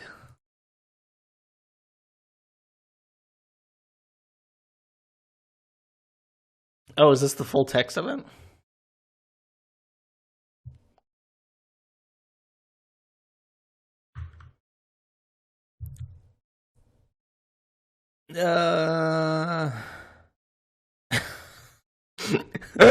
Okay, I like this one. Accusing Jews as a people of being responsible for real or imagined wrongdoings committed by a single Jewish person or group, the state of Israel, or even for acts committed by non-Jews. That's still pretty funny, but what I was hoping is that it would say accusing Jews as a people of being responsible for real or imagined genocides. That's what I was hoping it would say, but it did not say that. Oh, does it say that? Accusing the Jews as a people or the state of Israel of inventing or exaggerating the Holocaust. Accusing Jewish citizens of being more loyal to Israel or to the alleged priorities of Jews worldwide than to the interests of their own nations. If you say that in school, you're being racist. Examples of anti-Semitism related to Israel include demonizing Israel by using the symbols and images associated with classic anti-Semitism to characterize Israel, Israeli drawing comparisons of contemporary Israeli policy to that of Nazis. So you can't say that this act by the Jews in Israel is like the Nazis or that's anti-Semitism. Applying a double standard to Israel by requiring behavior of Israel that is not expected or demanded of any other democratic nation or focusing peace or human rights investigations only on Israel. Delegitimizing Israel by denying the Jewish people the right to self-determination and denying Israel the right to exist. What?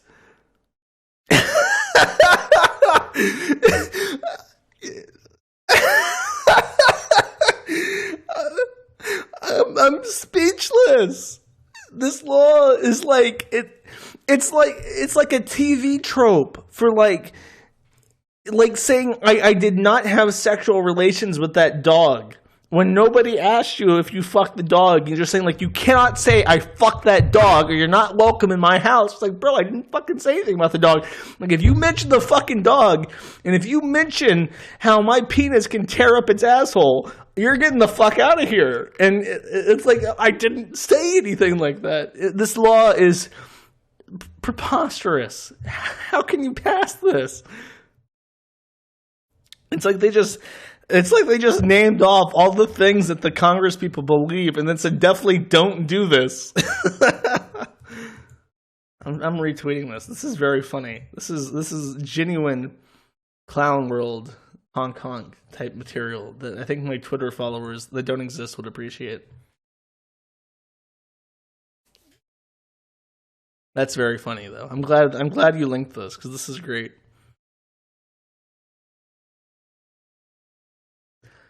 Oh, look, without stickers, we can still post emoji.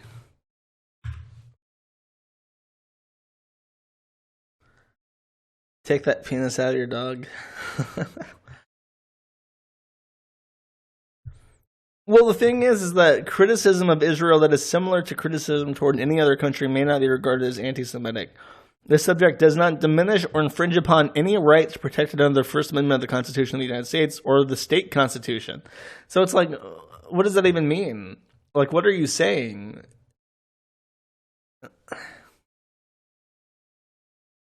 Yeah, sorry if it's buffering. I'll throw it up on BitChute. I don't know. That's just very funny to me.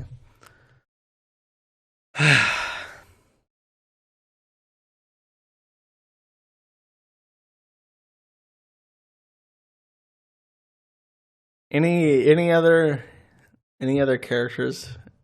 Oh, how about this? Speaking of shit that I tweeted out. Let me try and find it real quick. Hopefully I didn't tweet it out too long ago. I remember it being very recent though. Like in the last week.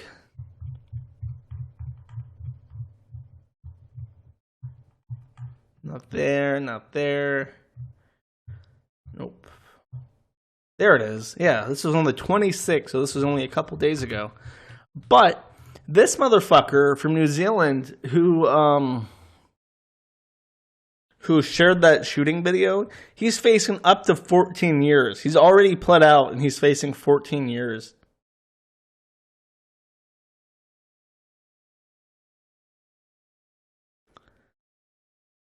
Oh, people have known that I have access to Chris's Twitter. I haven't done it in a long time, though. We stopped talking like last year.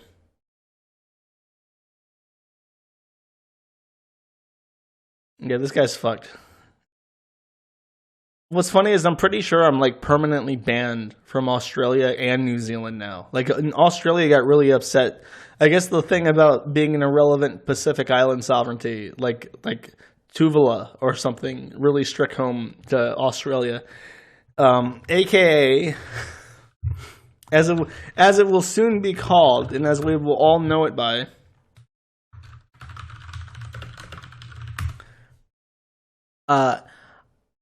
Aodalia. So when Australia has to formally rename to the Chongguo province of Adolia, just remember that I'm right, and then I'll probably be able to visit Australia then.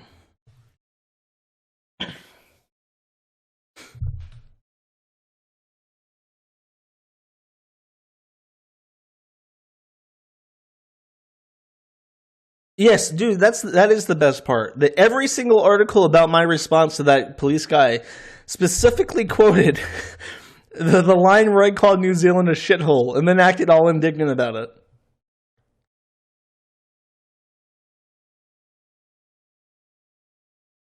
If I get you to live stream the whole thing, go out in style, I will. Don't worry.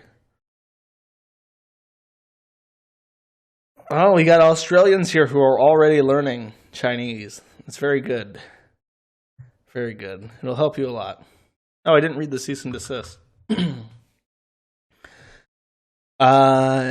has come to my attention that you have made defamatory and false statements about me on the 28th of April, 2019. You wrote on social media, Twitter, the phrase 8chan owner Frederick Brennan. This is defamatory and false statement. I have suffered reputational harm as a result of this and other defamatory and false statements you have made. The statement that I continue to be involved with 8chan is self-evidently defamatory given the extreme negative reputation that the website has. I receive no benefits from having founded 8chan and have no ownership over the domain or parent company NT Technology. While it is historically true that I started 8chan, it has not been my property since at least January 2015, and the last vestiges of my involvement came to an end in April 2016. As of December 2018, I no longer am employed by either Jim Watkins or his son in any capacity. I hereby demand that you immediately cease and desist from making any and all false and defamatory statements against me within 5 days of the date of the letter, remove all defamatory statements and content on Twitter, and notify me in writing when these tasks have been completed. If you do not cease and desist within the above stated period of time, I'll be forced to explore appropriate legal action against you, and I will seek all available damages and remedies. Good fucking luck suing somebody who has no money. You could sue Frank Wu. Then again, they're married. That means you can take his money too.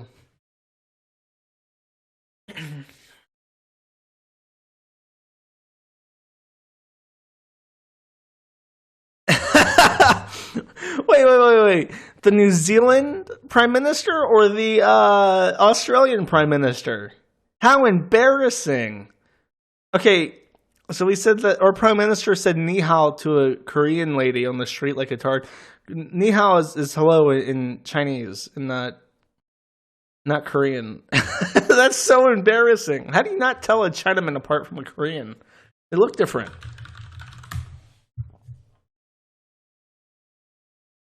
Australia. Look, Korean lady. All right. This is a Korean lady, right? They got very soft features. They usually got really, really chinky looking eyes, right? They are yellow. But then you Chinese lady, right? And they've got very round faces. Their eyes are a little bit less chinky, and they're kind of brownish yellow, as opposed to the Korean yellow. They look different. Here's another Chinese lady. I don't have any trouble telling them apart. 'Cause I'm not a racist. I'm not a racist like the Prime Minister of Australia or what's our Aodalia. That's our vocabulary of the day. She just straight up said I'm Korean. You know what else is embarrassing? Who's the Prime Minister of Australia? Why are you telling me this, Google? Why do you just... Oh, because my proxy's in Israel right now. That's why. Scott Morrison. Oh, I thought it was lady. Here's my favorite picture of the moment.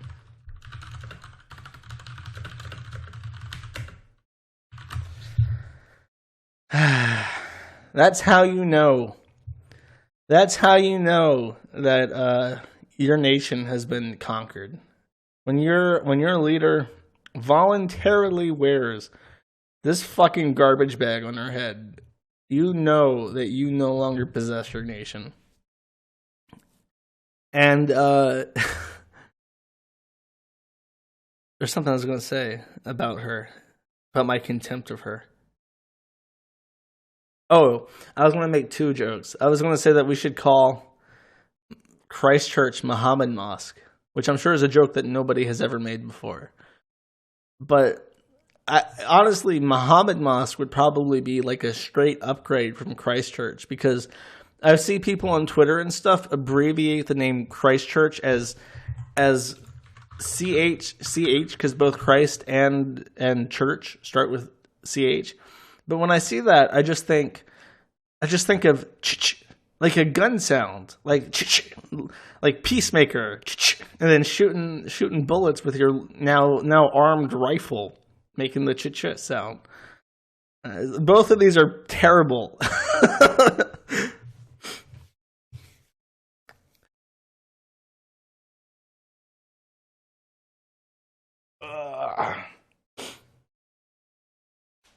Click clack.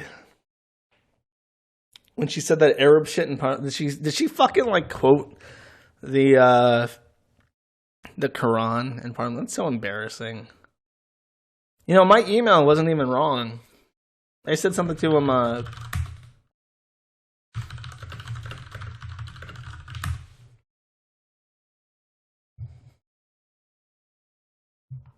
And I say, it was nice somewhere in this.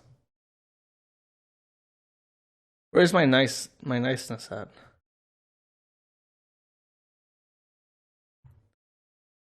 I said something like, "Oh, you're a small, irrelevant island nation, barely more recognizable than any other nameless Pacific sovereignty. You do not have the clout to eradicate a video from the internet, and you do not have the legal reach to imprison everyone who posted it." I say, tell your superiors they're going to make the entire country and its government look like clowns by trying to censor the internet. And then down here, Detective Senior Sergeant John Michael says, "We'll definitely consider what you've said." But he didn't. Or if he did, he came to the wrong conclusion. Because it's what I'm saying. It's like you got to consider your cunt. You got to think about your cunt and how it looks like doing this shit. And he says he'll think about it, but he didn't. So it's like, fuck. What dummies? I even told them they'd look bad if they did this. And they didn't listen. Detective Senior Sergeant John Michaels, you could have prevented this. Your children will look back on the decisions you've made with reprehension for you and what you've done. You're making your country look like Canada. there was a picture I saw of let me see if I can find this. There's a picture I saw of Justin Trudeau in like a wheelchair. Is this real? Did he actually do this? There's no way. I thought this was a joke. Did he actually roll around in a wheelchair? There's no...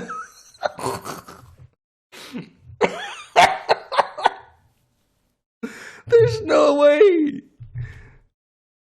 I can't... Oh, it's a thing. It's like a thing where they race each. What the fuck is wrong with? Why do you do this? I thought it was a thing where it's like he was trying to relate with crippled people by being in a wheelchair, but it looks like no.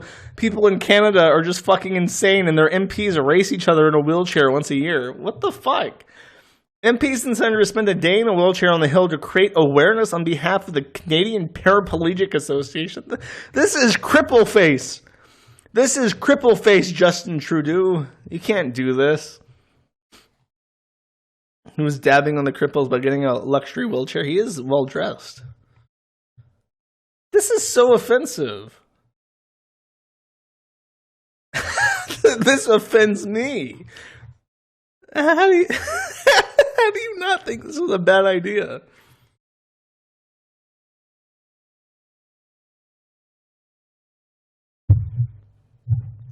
Is this a clown world thing? Are we going to call a honk honk on this? Is this a honk honk? Chat even has like a little devil goatee in his wheelchair.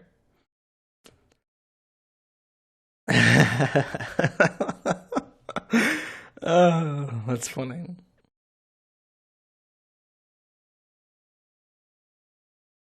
His Indian... I remember that one. Where he's like in traditional Indian garb. Oh, Justin, what are you doing? Come on, look at this shit. He looks like a fucking chomo in that. Take that shit off, Justin. You look like you want to fuck that little boy. That little boy's looking at the camera like he's already been fucked. Can you stop this? You're making me feel bad for you and I don't like you. That's not him, is it? Oh, they're making fun of him. I was like, that better not be him. That's creepy. What's the other one that he did that was really embarrassing?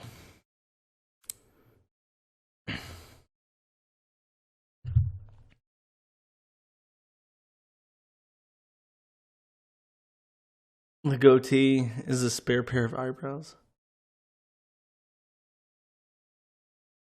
I don't know enough about Etika to to do a thing on him, unfortunately.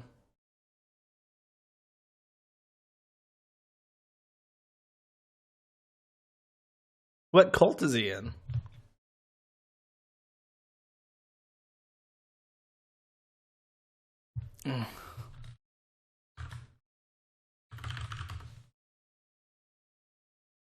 Really?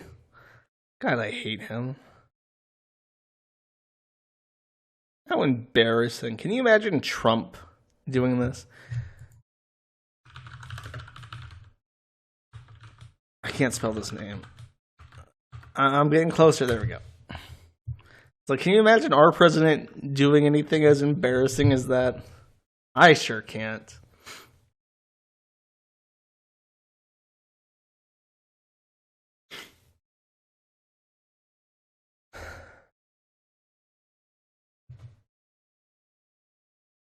All Canadians do it.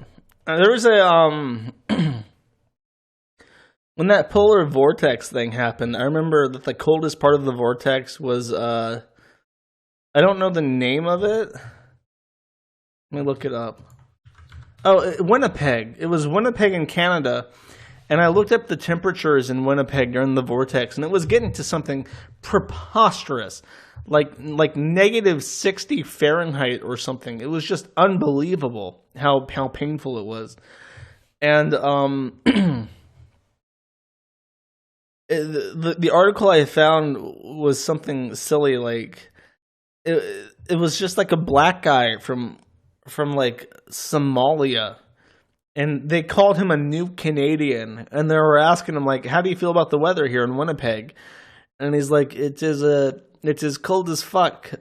It's as painful and awful. So the Somalian fears the snow is the takeaway from that.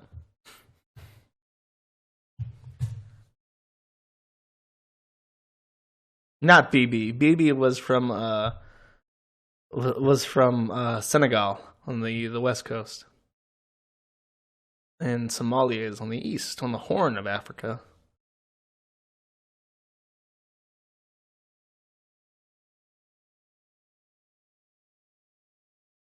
You got a foot of snow? It's like fucking April. No, it's like May now. How the fuck? Where are you? Are you in like Australia? Because I know it should be getting cold there.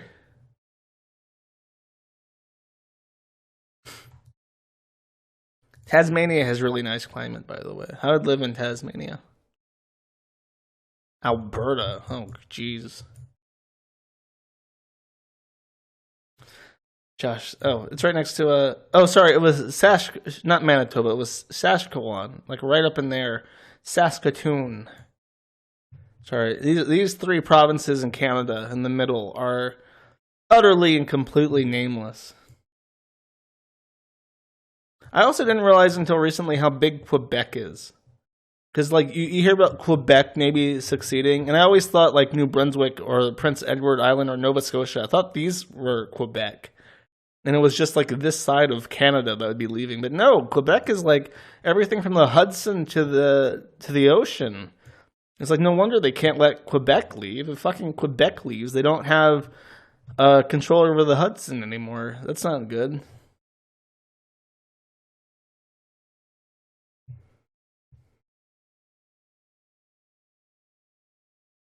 You're fucking kidding me.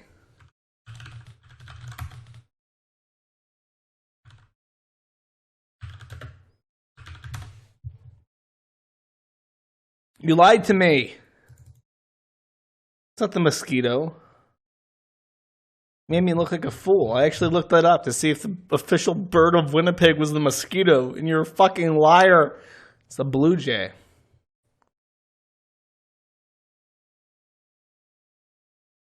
What gay money? What are you talking about? Poutine is really good.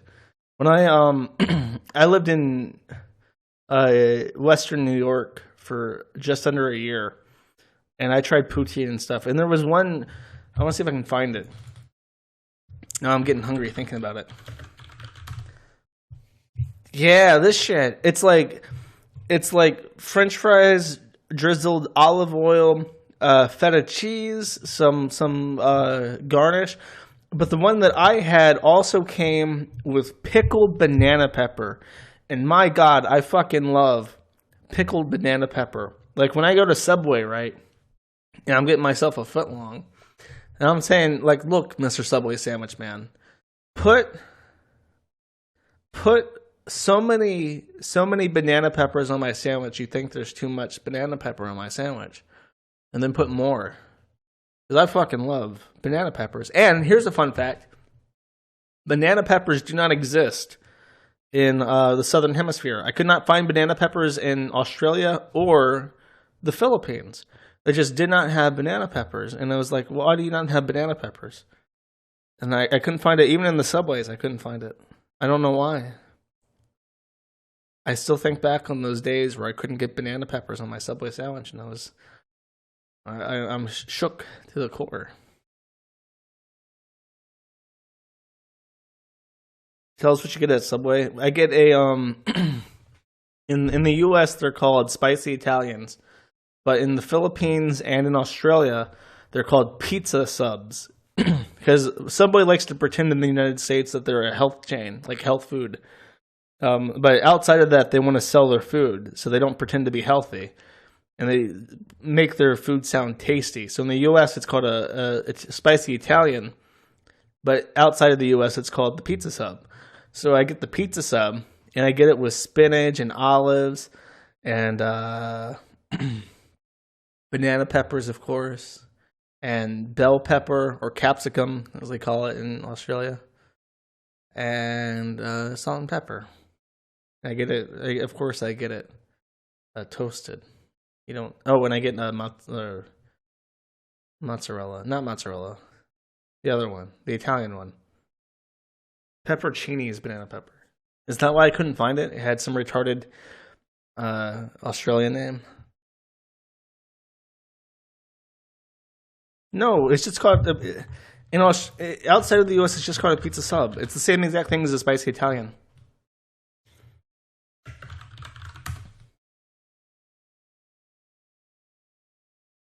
Is my proxy fucked?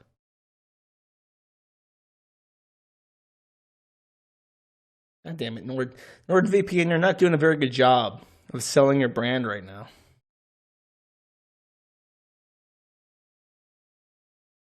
It is. It's like completely fucked. Fine, I'll just disconnect.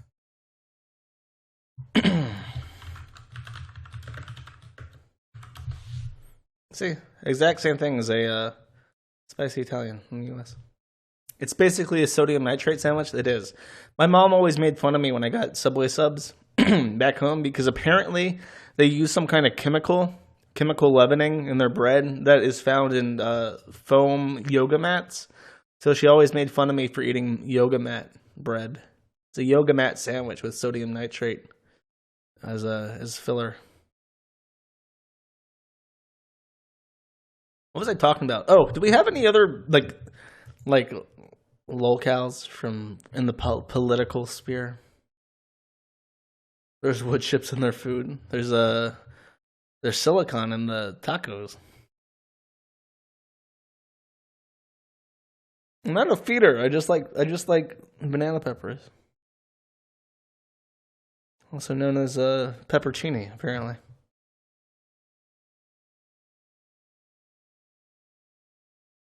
President Duarte, is he still pissing people off? He went really quiet as far as like international coverage goes.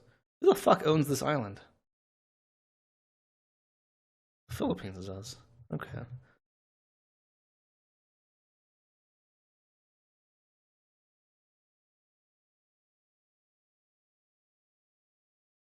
Oh, I don't know, Jerry Pete.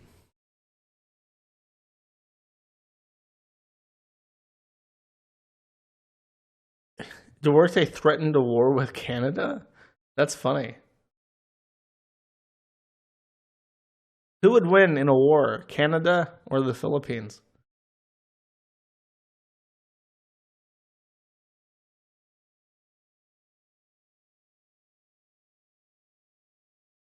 I'm gonna wager that it depends. If it's an offensive war, I think that whoever's attacking would lose. because it's just the ocean's in the way, and I don't think either of them have a navy that can transport fucking units across the ocean.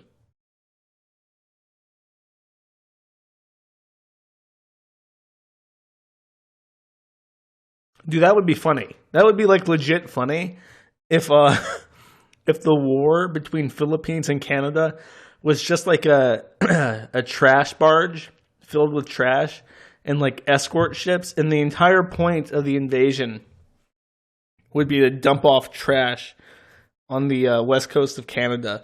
And Justin Trudeau would rally the troops, right? He'd get some naval defense, like little boats and helicopters out on the coast to stop it.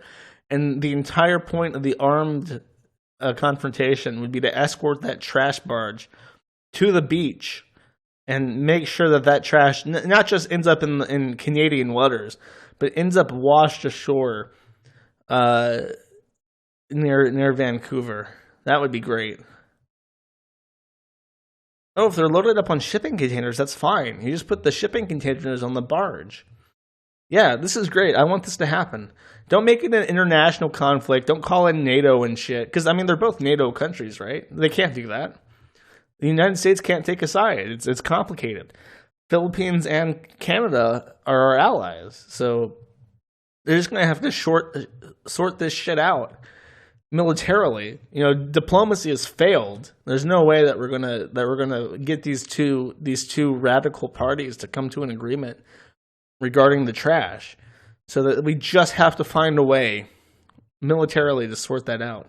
And we'll declare, like, once the trash is on somebody's beach or the trash is dumped in the ocean, if it ends up on somebody's beach, it's obviously a total victory for the other party.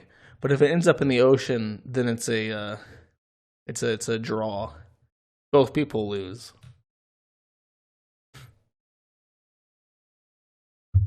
I'm pretty sure Philippines are NATO. I don't, because you think, it's the North Atlantic Treaty, so it can't have people in the Pacific Ocean. It's bullshit. Really? I thought the Philippines were like our buddies, because they were our puppet in the fucking Second World War. What the fuck are they in then? There's no way that we're not in a military alliance with the Philippines. There's not a fucking chance.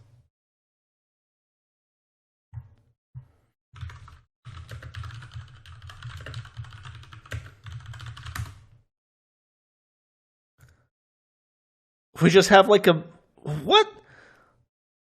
We just have like an independent bilateral defense treaty with the Philippines. We don't make those anymore. We have sprawling multinational organizations. This is bullshit.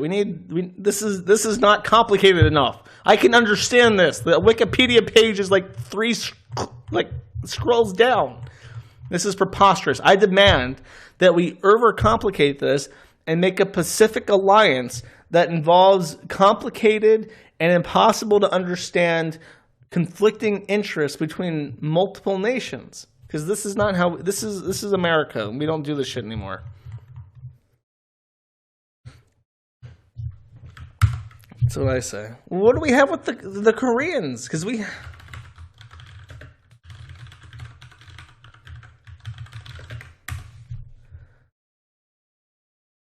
mutual defense treaty. This is bullshit. I blame Douglas MacArthur for this shit. Douglas MacArthur came in and was like, we're just going to have treaties with countries, and it's going to make sense. And it's bullshit. I demand something complicated and awful. The military overcomplicated. That's what we need. Trump, make it happen. MacArthur. Isn't that his name? Douglas MacArthur? That's his name. It's that's his name. What the fuck what's the issue?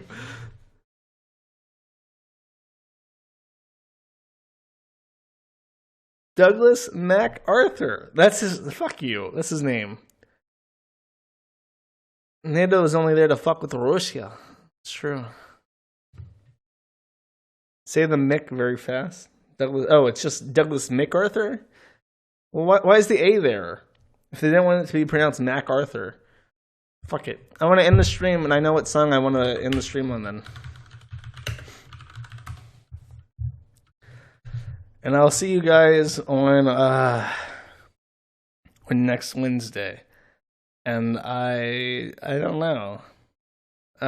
This will be on BitChute and shit, so don't worry if you didn't see all of it. I have it all recorded.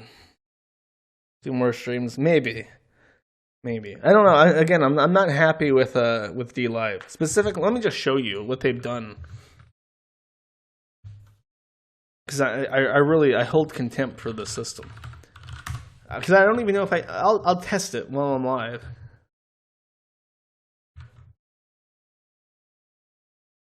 And just like paste this. Hopefully I can drag and drop it into.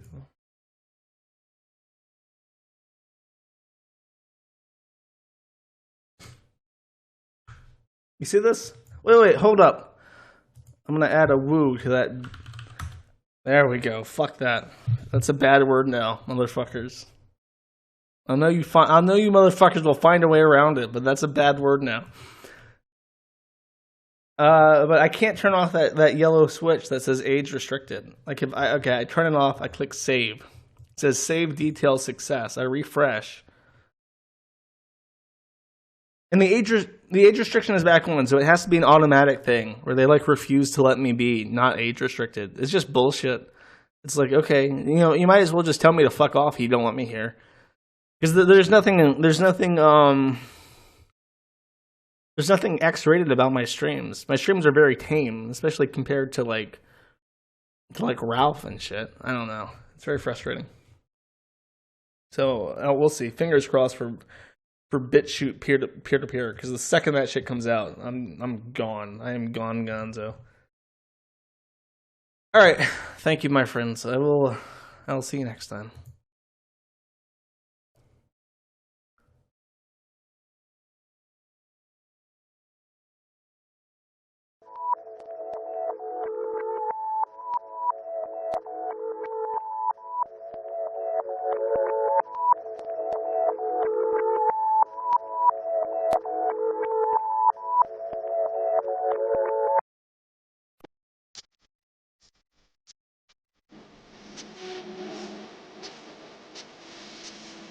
This man's kinda high out here.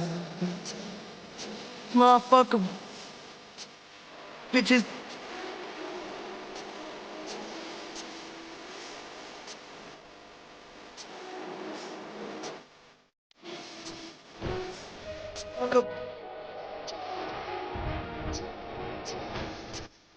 Fuck it.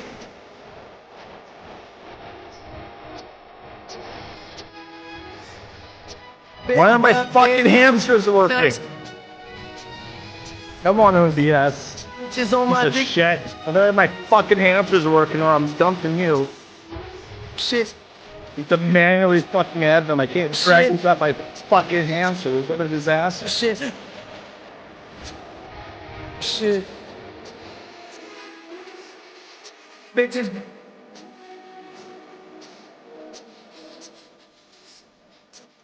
No.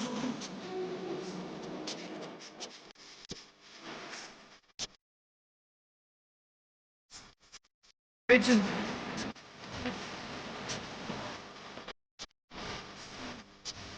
Motherfuckers.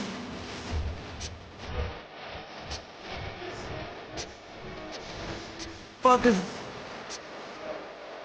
Any bitch.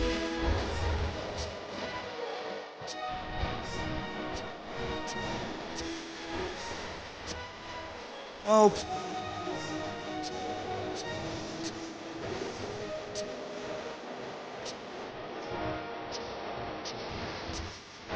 Shit.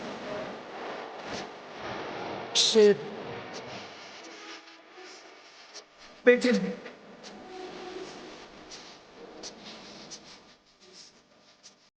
Toast.